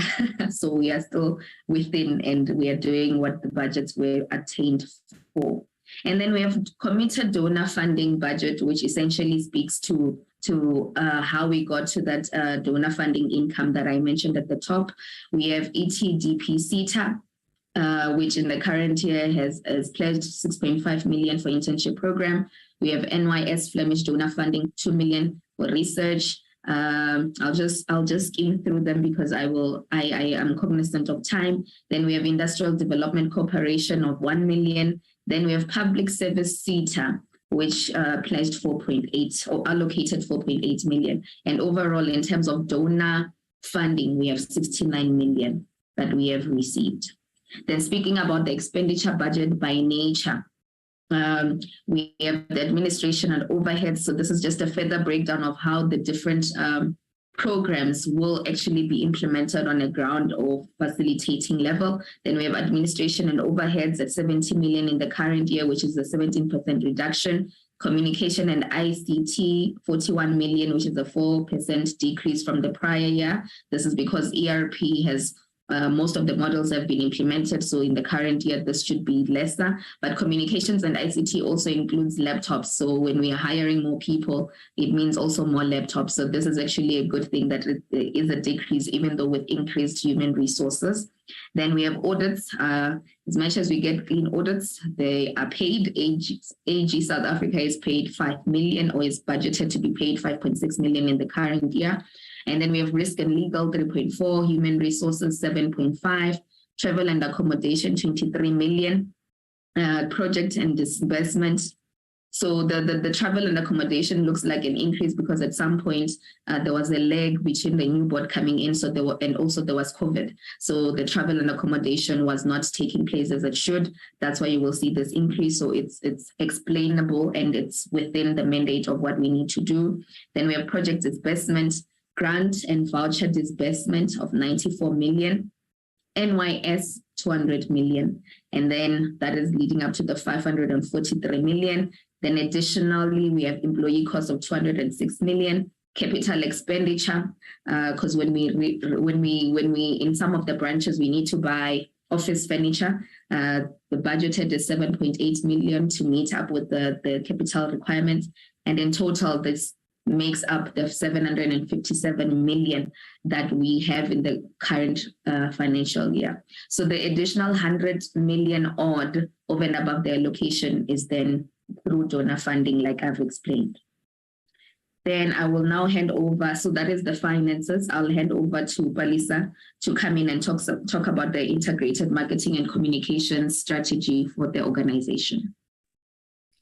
Thank you. Chair. Let me just give an indication that I've allowed you a lot of time. So for the last part of the presentation, if we can be quicker, please, because we will run out of time. Noted, Chair. Thank you. Thank you very much, Chair. I'll try to be brief as requested. If we may move to the next slide. So in terms of our strategy, Chair, we continuously use our mixed strategy, which will mean that we use the traditional media, but also social media, because we are cognizant of the fact that young people, most of them are in social media, but for those who are not, we use other platforms to communicate with them. And also, as earlier alluded to, we continuously try to transition our organization into a digital organization so that young people can easily access us, but we continuously also work with other organizations so that there is cross-messaging in terms of the opportunities that young people can actually access from the different platforms. I won't go into detail around them. I think the ERP system is one of the systems that we have put in place where we want young people to be able to access our products and services through the button click of the finger. And we are ensuring that at least young people are able to access our services. So far, Chair, we are having about 154,000 young people who are active in that platform of ERP, and we think it's doing well, and young people are receiving it well, even though we've just launched it not too long ago. In terms of the rural reach, we have spoken about social media, but we know that young people in rural areas are also still struggling really to access some of the services that government is giving, especially NYDA. And we are also cognizant of the fact that we are not in all municipalities like we would have liked to because of the limitations of resources. So we use other methods to really reach out to young people so that they know who we are and what we can do really to uplift their livelihoods. So we make use of our outreach vehicles where we'll then, and mobile offices where we'll then go into outreach into rural areas. We also really disseminate information through the kiosks that we have purchased so that young people can just go. So most of these kiosks are based in different malls in the country. They are not that many, but they do assist where young people are not able to go into our offices. And I've already spoken about mobile offices, which we are also trying to procure more so that we can go into more deep rural areas. Outreach activations is one of the strategies that we use. So here, this is where we'll go into schools, into institutions of higher learnings, or into different communities where we gather young people together to say, this is who we are, these are the opportunities that exist for young people, and this is how you can access them. We also make use of partnerships with community media, because we also understand that they have also a reach for those who are listening to your radio stations or your community newspapers to just also publicize the work that we are doing. We also make use of our district offices, especially those that are in the deep rural areas, for the workings of young people. We continuously also engage with NGO, private sector, and generally societal organizations that have the same goals as the NYDA to make sure that we also disseminate information.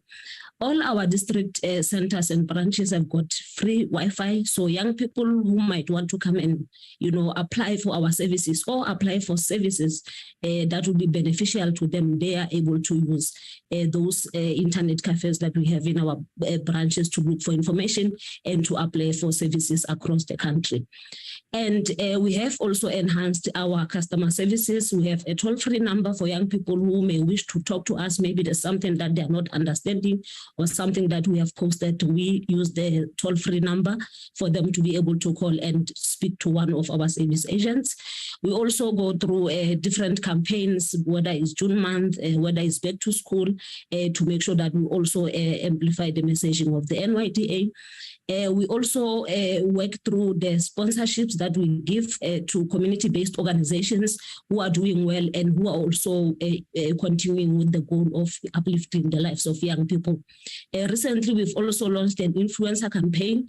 Those who are in the social media will know that these influencers, some of them are also doing great in making sure that they highlight the important things that are that might be beneficial to young people. And this is one of the campaigns that we've been embarking on, and we are looking at expanding it. One thing that I just want to highlight, Chair, is that we are cognizant that as much as we are going to social media and we're talking about ERP, we know that data prices are still very high, and we are working on a plan as we are in partnership with SA Youth.mobi, which is a zero-rated app where young people can access it for free, and we are trying to interlink what they are doing and what we are doing here, so that at the end of the day, young people can consume our services free of charge without them having to pay something. Thank you, Chair. Back to you, Kuti. Thanks, Palisa. Through you, Chair, I just want to bring in the last speaker to just present the final slides. Walter. Yeah, thanks, Kuti. Thanks, Chairperson. I think I will try to be brief because I see here it's about 10 slides. I think most of the things I've already alluded to. So I think this slide is more about the youth with disabilities and to say what is it that the NYDA it's doing. And here what we did, we actually developed sometime last year a strategy that we will monitor and implement in terms of persons with disability programs that we have, products and services, and we've started actually with our branches to begin, to consider persons with disabilities, because most of the challenges was they were not able to access, our facilities, but we have set a budget aside, to deal with that, so that all our facilities should be accessible, but most of them are accessible. And as we know that also there's some, issues of materials or documentation that we need to prepare for them, because there are different kinds of disabilities that we also need to, support. And then also through the partnerships that we have with some of the organizations, I think we are getting there, and we've set aside targets that are in our operational plans with operations, and we are beginning to implement that. And next slide, in terms of legislative amendments, I think this slide I will skip, Chair. Here it's about the integrated youth development strategy. I think I spoke about earlier on, and also the issue of the Act. The next one, I think, relationship between the NYDA and government. So there's quite a number of stakeholders that the NYDA work with. I can say almost all government entities are working with the NYDA, where there could be opportunities that are being availed. I mean, for example, with the partnership that we have with the presidency, with the Harambe, Department of Labor, the CITAS, Presidential Youth Employment Interventions, Department of Education, provincial governments. But over and above, I think the integrated youth development strategy is also going to assist, because that's a plan that says, okay, yes, we can see NYDA, you can do so much given the budget that we've got and all of that. But what about the other government entities that are also implementing part of the youth development? So through the integrated youth development strategy, that we will work together to ensure that it's being implemented. Next slide, Kuti. Okay, so this is actually specific interventions, and especially with the health department. So we felt that a healthy young population is very critical for South Africa's development and the country. At large, and we need to make a contribution towards that in supporting our young people. The National Youth Service also seeks to reinvigorate in every community in South Africa a healthy physical lifestyle through the revitalization of sports programs. As we know that the National Youth Service programs has got quite a number of programs that are being initiated, to support young people within their communities. It also tackles, to tackle social ills such as alcohol and substance abuse through peer-to-peer support groups. Young people as well in the National Youth Service are also, supporting public health care, for example, serving as, optometrists. Just as an example, in rural clinics, the NYDA board has also resolved to create a legacy program in respect of mental health to support young people. And mental health, we know that most of young people are suffering, from this particular challenge. where we felt that, there is a need that we need to make some specific, interventions to actually try to support, assist, our young people to overcome this particular challenge. The NYDA is also embarking on a large-scale campaign with the Department of Education, Health and Transport, as well as, alcohol companies on building awareness and education on the dangers of alcohol abuse and to prevent, underage drinking. I think this we might have seen, in the previous month, what happened in the Eastern Cape, which really is unacceptable for young people to be engaged in such, behavior. The NYDA has also formed part of the South African National AIDS Council, the National Youth HIV Prevention Strategy. I think this was also, launched sometime earlier this year by the president somewhere in Limpopo. And the strategy will be driven through a robust communications campaign over a 3-year period from this current financial year until the end of the term, which is 2025. It also emphasizes the need for youth-led approaches in the development, coordination, and operationalization of key youth interventions that we need to put in place. And the strategy also seeks to reach all young people in the diversity of, adolescent boys and young men, youth with disabilities, and youth living with HIV are not left behind in the country's response to HIV, TB, STIs, etc. And well, of course, the development of the strategy has been guided by priorities outlined in various policy documents, such as the NDP, the National Adolescent and Youth Health Policy, etc. Next, continue. Yeah, no, I think, Chair, the presentation has come to an end. I will hand it over back to you, Chair, and Chairperson. Thank you so much, Chair, and honorable members. Thank you, honorable Chair, for indulging us and allowing us to present. We are done and are open to any questions and discussions that you may pose to the board and ourselves. Thank you so much. Let me take the opportunity to thank all of the presenters under the leadership of the chairperson and the board of NYDA. Members, I will open up now for questions. I see Member Chabaling, Member Pacha, Member Christians, and Member Letuli. In that order, Member Chabaling, you can start.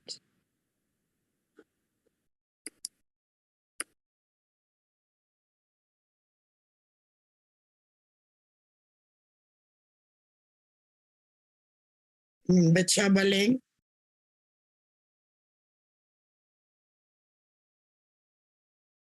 Okay, Member Pacha, we can come back if Member Chabaling is not available now.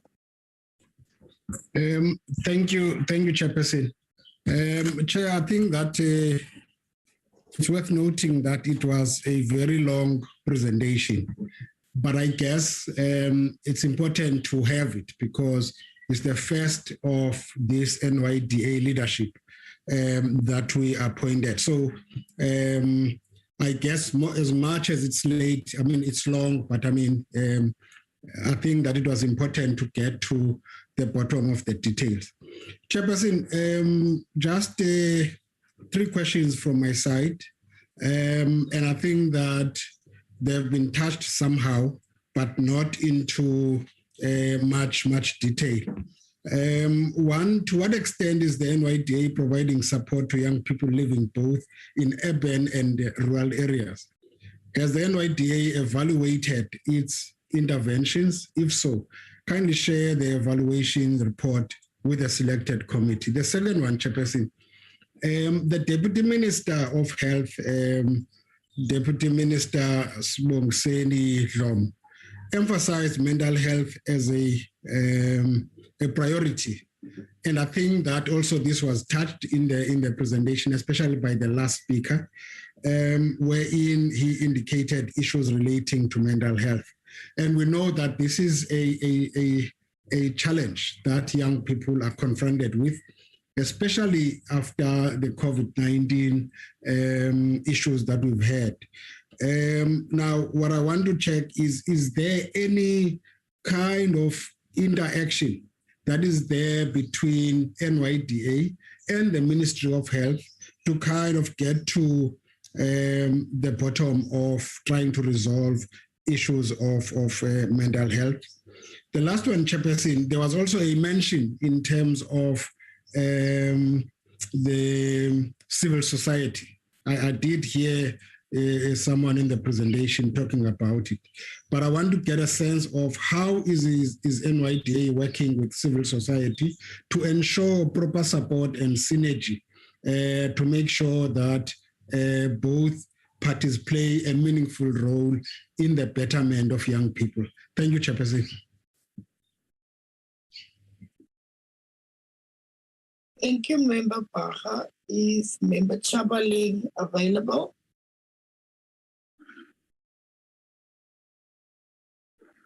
If not, we can continue with Member Christians. Thank you very much, Chairperson. And from my side, I would just like also to thank the members of the NYDA for the presentation. I think it was very well done. And I mean, they've really given us a lot of information to think on. And and just to wish them luck also going forward.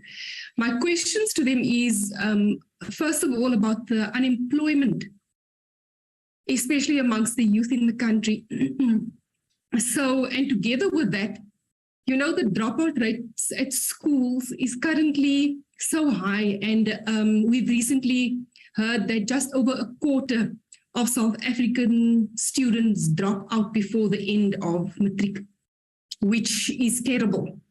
Now, and this is especially from homes, from poorer communities where the dropout rate is so high. And this obviously impacts more young girls than boys. It affects more young girls. So from the NYDA side, what youth programs do you have to addressing the issue of school dropouts, especially amongst young girls?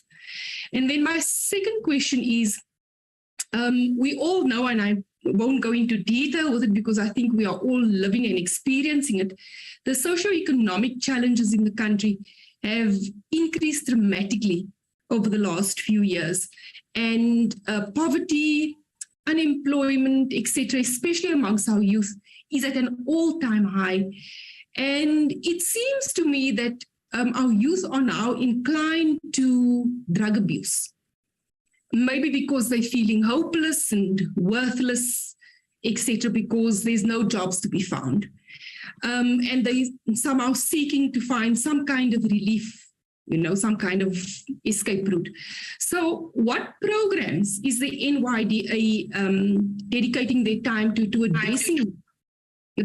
addressing drug abuse, especially in schools? Does the NYDA have programs directed specifically to schools addressing drug abuse? And if so, where, which schools, which provinces, etc.? And then something which is very near and dear to my heart is sexual and reproductive health amongst our youth, and especially amongst our girl children. Now, in collaboration with the health department, what programs do you have in ensuring access to sexual and reproductive health for both men and women, but especially for our young girls? Because I think we've also recently read that teenage pregnancies are also at an all-time high, which, referring back to the dropout rate, also increases that, which in turn causes our young girls not to return to schools.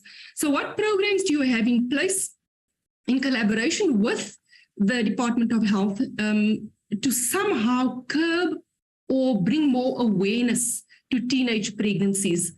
And obviously to keep these mothers in school then, if they do give birth, if and when they do give birth. Thank you very much, Chairperson. Thank you, Member Christian. Member Latuli. Thank you, Chairperson, and please forgive me for my video. We have load shedding.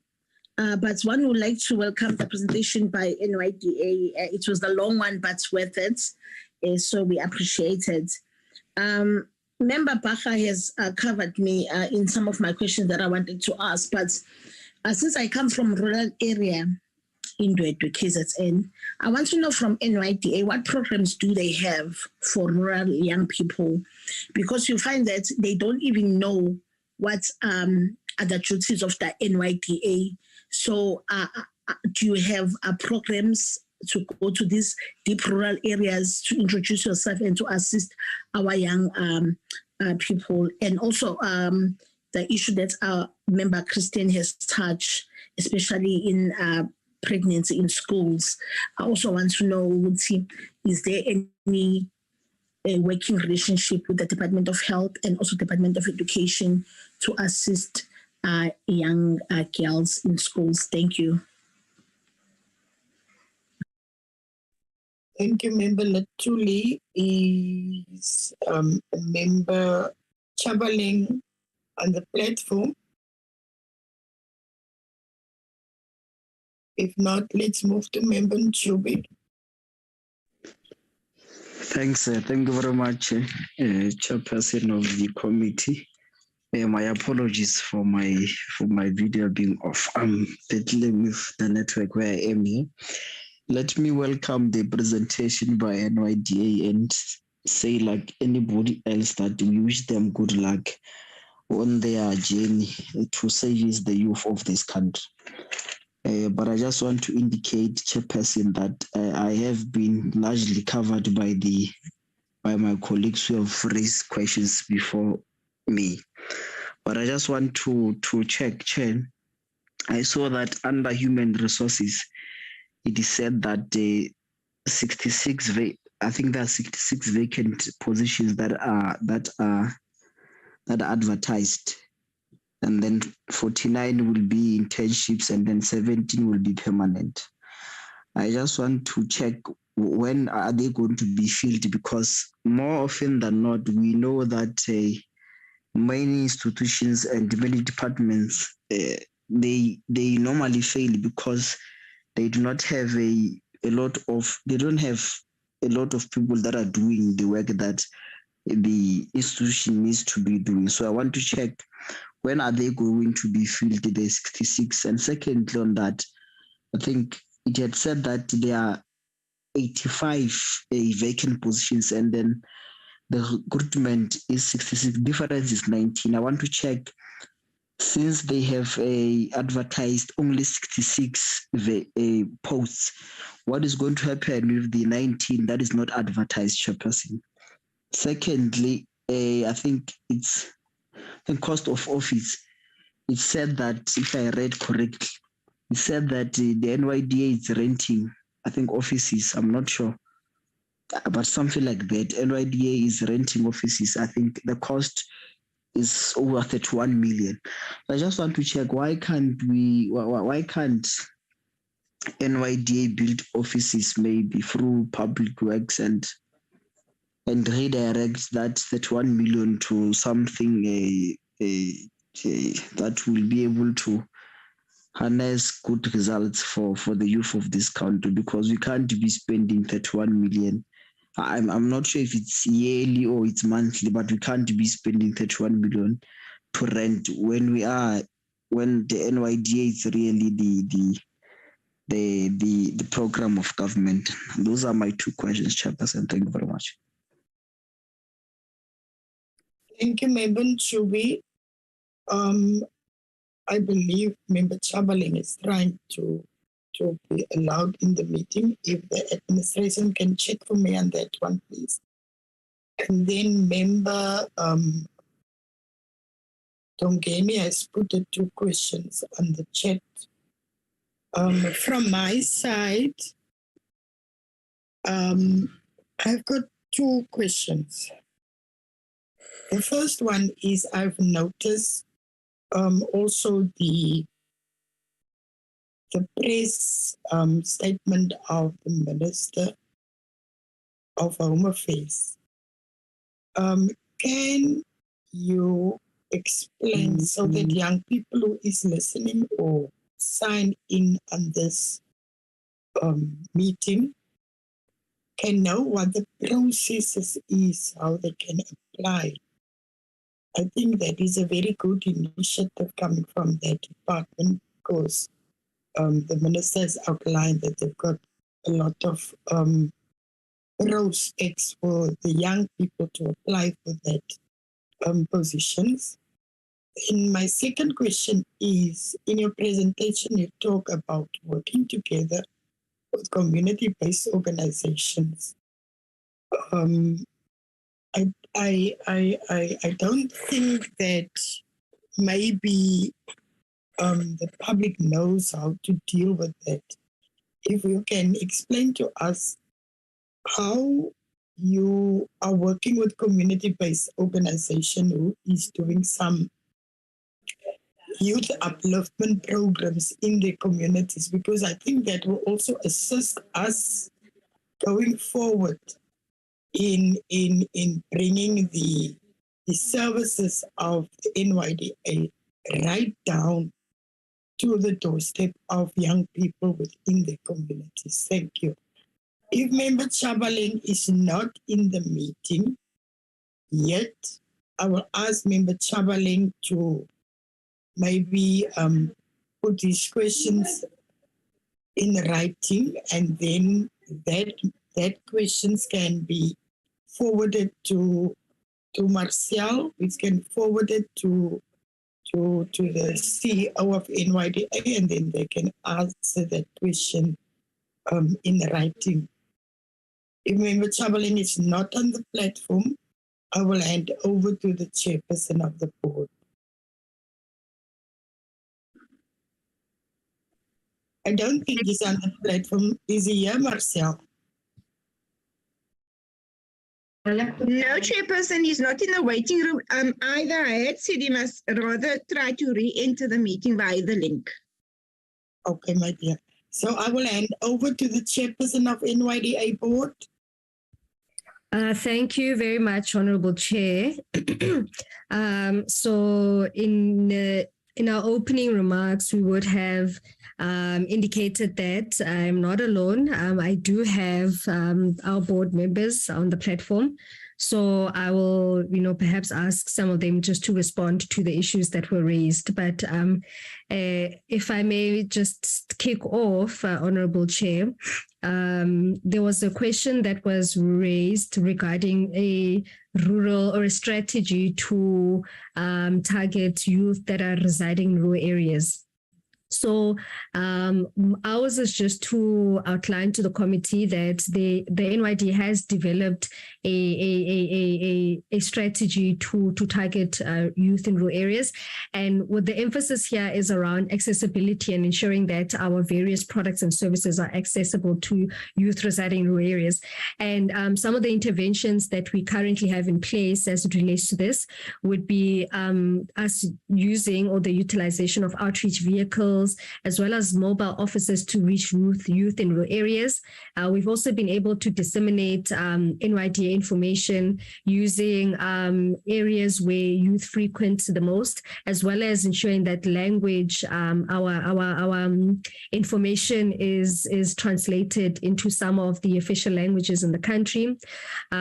We've also been able to have outreach activations in communities and schools, institutions. Some of the areas that we have been able to cover to date would be, your Limpopo, Capricorn District. We've also had road shows in your Lejula-Potswa district, in Northern Cape, Kuruman, Free State, Eastern Cape, Lusikisiki, Eastern Cape, your Tambo regions, Mpumalanga, and the likes. So there has been work that has been done insofar as that is concerned. But we also have stakeholder engagements with NGOs, private sector and the like, so that they're able to then increase the foothold of the work of the agency as it relates to accessibility to those rural areas. We've also been able to enhance our customer services through our toll-free number, where young people can can call in, as well as ensuring that we've got sponsorships of your community-based organizations with specific focus on rural-based initiatives. So those are just some of the interventions, honorable members, as it relates to rural areas. I will then maybe allow or request the DC to perhaps respond to some of the questions as it relates to sorry, I'm just trying to gather my notes here, honorable members. The high rates of teenage pregnancy, particularly amongst young girls, and the strategies that we have in place to address the overarching challenges that young girls face. And then I will allow the board members to respond to the remainder of the questions before we hand over to management. So thank you very much, Honorable Chair. If you allow, I'll then request the DC to respond.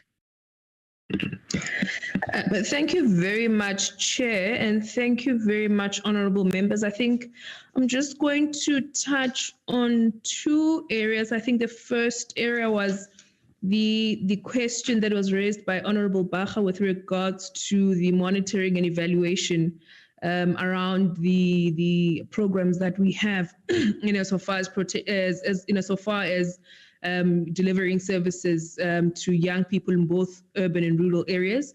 We can confirm, honorable members, that we do have monitoring and evaluation reports that are available and will definitely be made available for the honorable members. And I think these assist us to fashion our programs in such a way that they become impactful. So that type of engagement that we have with young people through that monitoring and evaluation process assists us for the next financial year to be able to say these are the areas that young people are saying we are lacking in, and we then fashion strategies to try and ensure that we resolve some of those shortcomings that we have. I mean, more often than not, young people complain about the effectiveness of our communication, or even sometimes that they're able to call, but they do not get any form of assistance. So we then look at some of the outcomes of those researches that would have been done in line with the programs and service deliverings that we have as the agency, and then we're able to fashion out strategies to try and ensure that we respond to the shortcomings that young people would have identified. So we'll definitely make those reports available for honorable members. With regards to the work that we're doing around mental health, I think we must be able to inform the honorable members that actually one of the major legacy programs that the NYDA board, has decided to look into is actually the question of mental health and how we can be able to prioritize mental health, especially because there's a high suicide rate amongst young people, and we need to be able to ensure that we become proactive with regards to the interventions that we have. There's definitely a relationship that we have with the Department of Health. What we have started to do through what would have been presented by our colleagues in the agency through the Integrated Youth Development Strategy is us going into these provinces, signing MOUs and saying, how can we be able to ensure that we start to operationalize some of the interventions that we believe will be effective?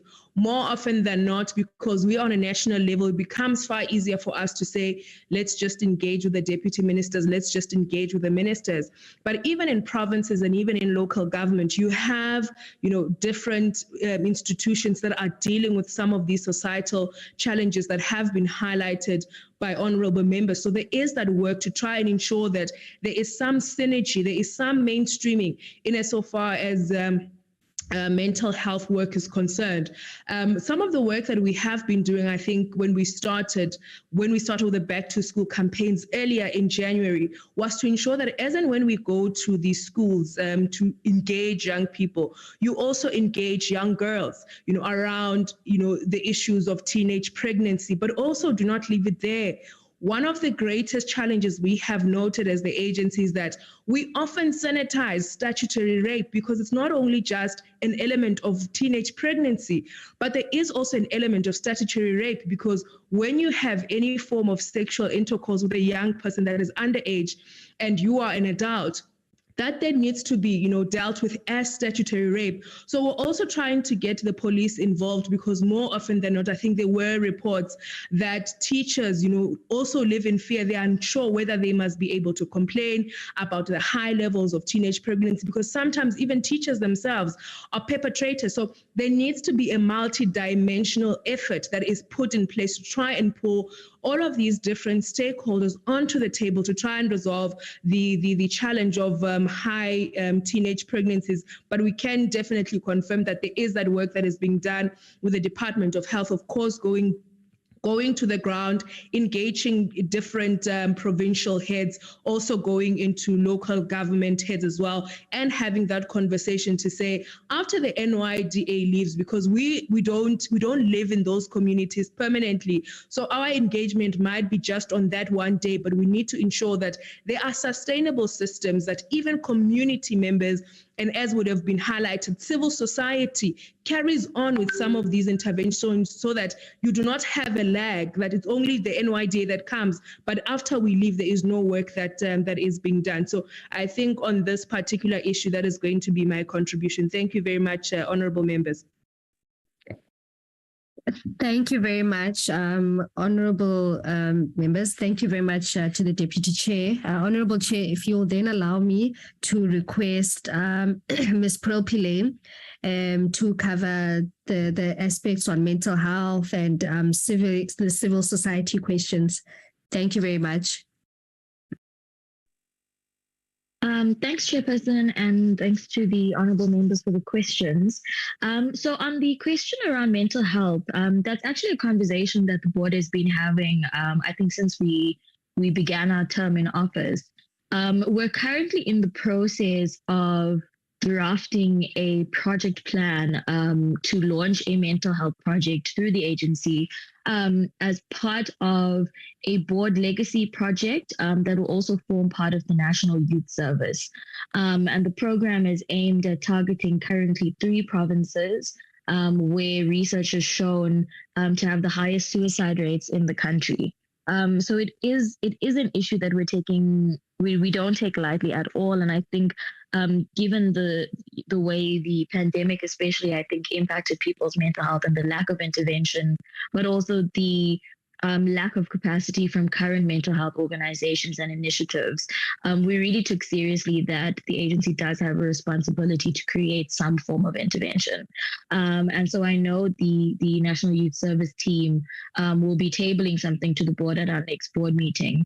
And they have been engaging with the Department of Health and various other stakeholders, so organizations like SADAG, like Lifeline, to talk through what are the current mental health interventions that exist, where have they experienced challenges, and what are the gaps that need to be filled, and what are the ways in which the agency can fill them. So that's the mental health question. And then the question around our partnerships with civil society, I think the most tangible way we can talk about the inclusion of civil society is through the National Youth Service.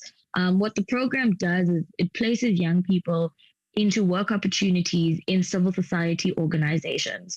The other tier of the National Youth Service is that it actually hosts training and capacity building programs for smaller civic organizations so that their capacity can grow, but so that they can also benefit more widely from NYDA programming. And so I think in thinking about the ways in which the NYDA moves and becomes more inclusive of civil society, I think we can directly point to the National Youth Service. We're also in conversations with the team at the NYS and with the board about creating a fund that can support young people who are who's starting new NGOs and starting new community-based programming. I think some of the criticism that has come to the NYDA is that we are very entrepreneurship focused and there isn't a big focus on civic organizations. But we are in the process of trying to figure out ways to both fund and capacitate and upskill civil society organizations, but also create a bigger environment for collaboration. And so what happens in the youth service particularly is that the bigger organizations, your Africa Tikuns, your Love Lives, who are part of the program, actually work on co-creation and collaboration spaces with smaller organizations. So in tandem with building capacity of these organizations, we're also trying to build bigger partnerships so that we kind of address the issue of civil society organizations working in silos. So I think that's it from me. I'll hand back to our chair. Thanks. Thank you very much, Ms. Pearl. And Honorable Chair, let me allow Ms. Lebohang to speak on the vacancy rates at the agency. Thank you, Chair, and afternoon to the honourable members. I just wanted to briefly come in on the issue of the filling of the vacancies. Just maybe to indicate that, you know, it's this board's interest ever since, you know, we took over this position to make sure as far as possible to fill in all the critical vacancies. And I think the board has tackled this one head on, filling in all the very critical vacancies when it comes to the office of the chair, as well as the DC, as well as, you know, quite critically finding ourselves a capable CFO. You've heard her making presentations here today, as well as the unfolding process towards getting a company secretary. So that's the work that we've been seized with, so that sort of to kind of like get the proper institutional arrangement in place for the board to be able to execute its mandate properly, and also for the chairperson and the deputy chairperson to also be able to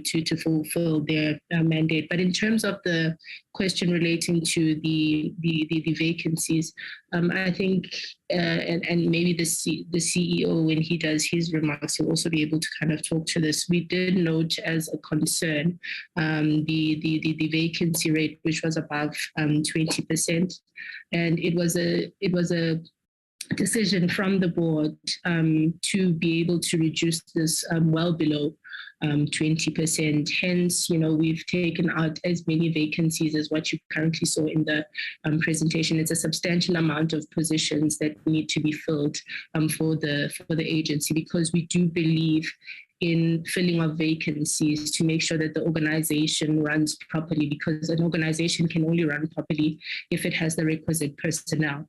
If this is going to be the year of service delivery, we need actual people delivering the actual services. But what we've come to realize is that, you know, with the very toxic kind of like public sector wage bill discussions, we've had to balance this issue of reducing significantly the vacancy rates, also with this issue of affordability. I think the board has really done as much as practically possible in terms of filling vacancies, considering the amount of money that was available to do this. And to be quite honest, the credit must be given to management for also thinking of really creative ways to do this through a mix of permanent position as well as internship programs, so that we can make sure that we have the requisite personnel in place. But there is a number of vacancies that should be filled within the next couple of months by the agency, to ensure that really to deliver on this service delivery mandate, we really have the amount of people in the offices delivering the services to our young people, also making sure that the organization still remains financially sustainable. Thank you, Chairperson. Thank you very much, Ms. Lebohang.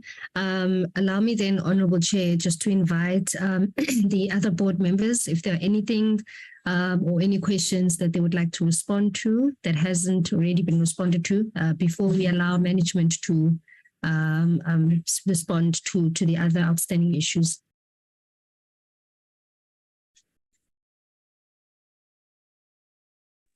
Thank you, Chair. Good afternoon to members of the committee. I think for me, Chair, the issue would be, we would want to respond to the issue of the dropout rate, in particular in schools, and what has been the effort that we have made already with the department, working with the department to ensure that whenever we go to these outreach areas that we visit, we are able to engage on a one-on-one young people around the need not just to remain in schools, those of them who are in schools, but to make sure that even the broader community buys into the project of education for the development of the society, because it is our view that you are not likely to have young people seeing the need to remain in school unless the community takes ownership of that. And I think it's similar to how we look at issues of the mental health and access towards our mainly our processes, and insofar as how young people in rural areas access to some of our services. The reason why we've went into an online system is so that you don't have to take a taxi to come to us, but we understand that sometimes you have issues of connectivity. The honorable member who spoke was from NYDA. I'm quite familiar with the area myself. One of the issues you would find there is the issue of connectivity, which is why we then make available some of these mobile kiosks that young people can take advantage of. But working together with local municipalities and district municipalities, there is a presence of the NYDA in almost all the corners of the country because of the partnerships we have with local government.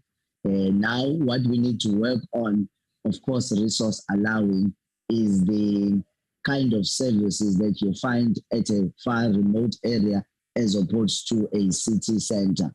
And the way in which young people, as we popularize our services, take advantage and make use of that which we offer, because it's all good and well to have services that are offered, but the actual success is in the amount of young people that make use of our opportunities. And once they've gotten that hand up, they will then be able to move and assist other people, because it is our view that what is important is to help one person who then must create a job opportunity for another, who must then also be able to help other people, because ours is of a chain effect. Other than that, we will not be in a position, both for time and resources, to touch everyone if they were not to assist everyone else down the line.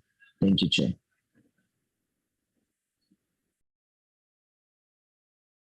Thank you very much, Mr. Tulisa. And through you then, Honorable Chair, let me invite management to perhaps respond to areas or questions that would have not been already covered. Perhaps the CFO can lead in that regard. Thank you. Thank you, Chair. Thank you, Honorable Chair and members. So I will just touch on I think the board members have tackled most of the questions adequately, and I will not add anything on that. I think just on human resource, another key thing that Lebo has already spoken about, that report we showed was as of end of April 2022. So after first quarter, there's already been significant changes in that report. And what is still outstanding is currently in this quarter being addressed, because we also needed to first get financial approval from both National Treasury and the board, and also for those vacancies to be filled. And that has been underway and is being addressed, as Lebo has already alluded to. So please that is not an area of concern. And I'm sure by the next meeting, since we'll probably meet again, we will have a better outcome on that vacancy rate. And then in terms of rental office, the question on why are we spending the money we are spending instead of building? And I think that is a very good question. And it's not one that management and the board has not considered, but it's not one that the Department of Public Works has given the ability for us to be able for them to sponsor us getting buildings. However, we do speak and we try with all municipalities where we have branches to first get municipal buildings where we don't have to pay rent. So as I've indicated, out of 40 branches, we don't pay rent in 17 of those branches, because those municipalities and those provinces or districts have given us free rental space.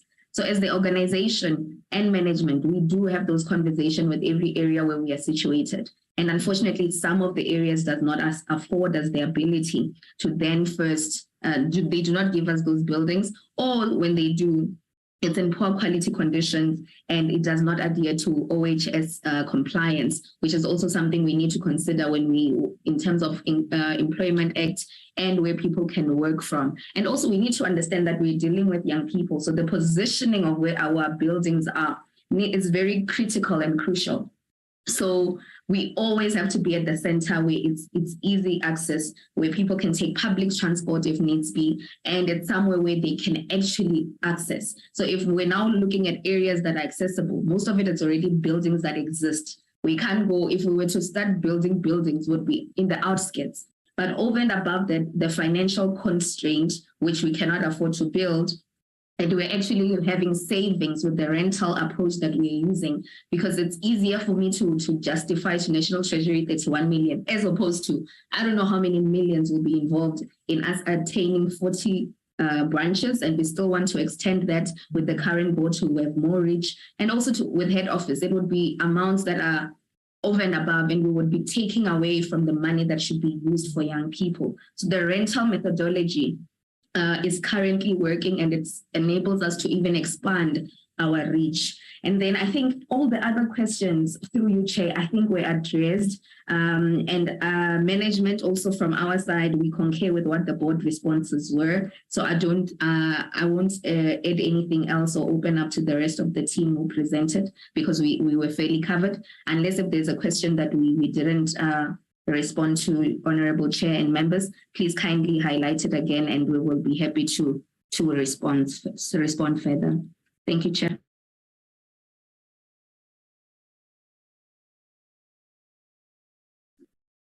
Thank you very much, Member Chabaleng.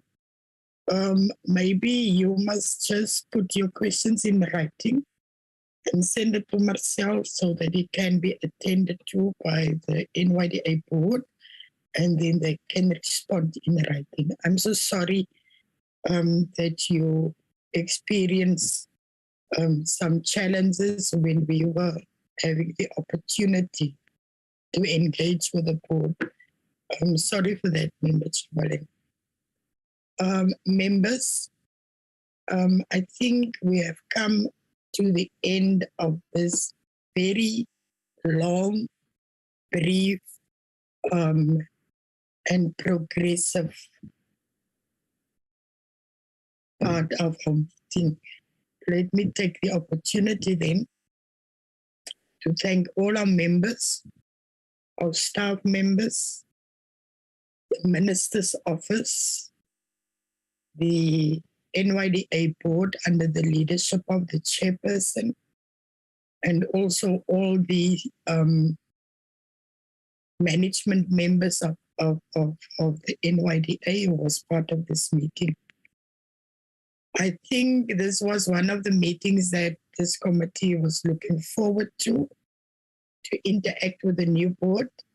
And from my side, chairperson and your board, we want to wish you luck. And like I said in my introduction,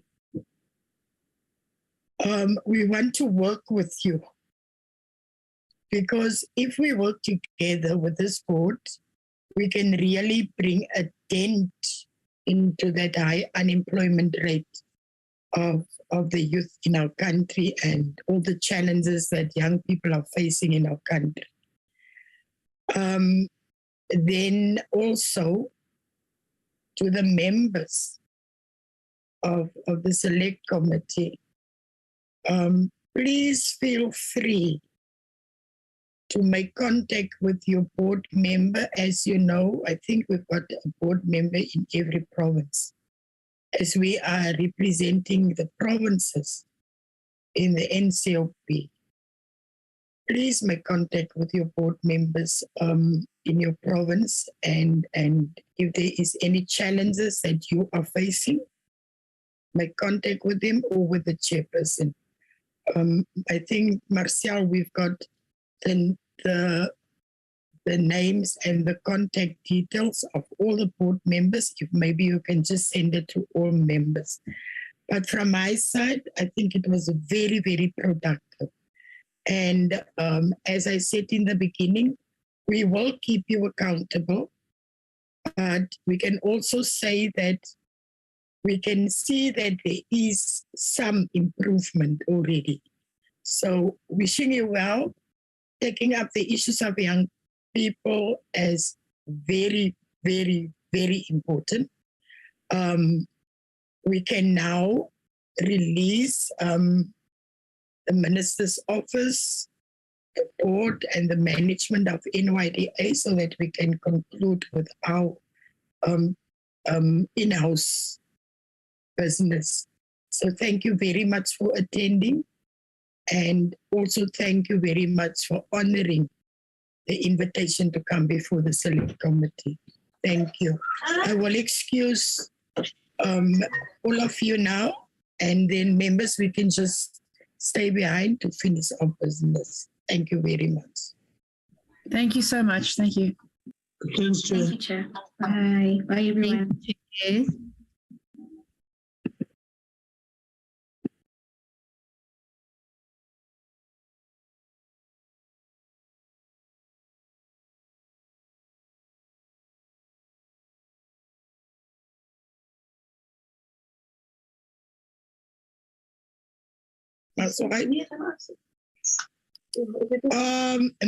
Members, thank you very much.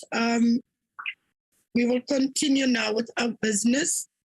The draft minutes of the virtual meeting of our committee of the 2nd of August. And the agenda was consideration and adoption of the committee meetings, please, and the consideration and adoption of the third term program. Everybody received this. I would just want to ask if there is any corrections. If there's any corrections that you want to make. If Marcel, you can just. Member Traveling, is that an old hand? Oh, let me lower it. It's an old hand. Let me lower it now. Okay. Okay, then, if nobody's got any corrections on this set of minutes, can we then get a mover? I move for the adoption of the minutes, Chair. Thank you, Member Chabaling. Is there a seconder? I second. Thank you, Member Latuli. Okay, Marcel, is that the only one? Yes, Chairperson, we are done for the day. Thank you. Thank you. Thank you for that wise words, Marcel. Okay, members, thank you very much. I think we are done for the day. We can be very proud of ourselves for having this progressive meeting. Go well, members. We'll see each other tomorrow when we're in another meeting. So this meeting is adjourned. Thank you. Thank you, Chair. Thank you, Chairperson. Thank you. Bye, everybody.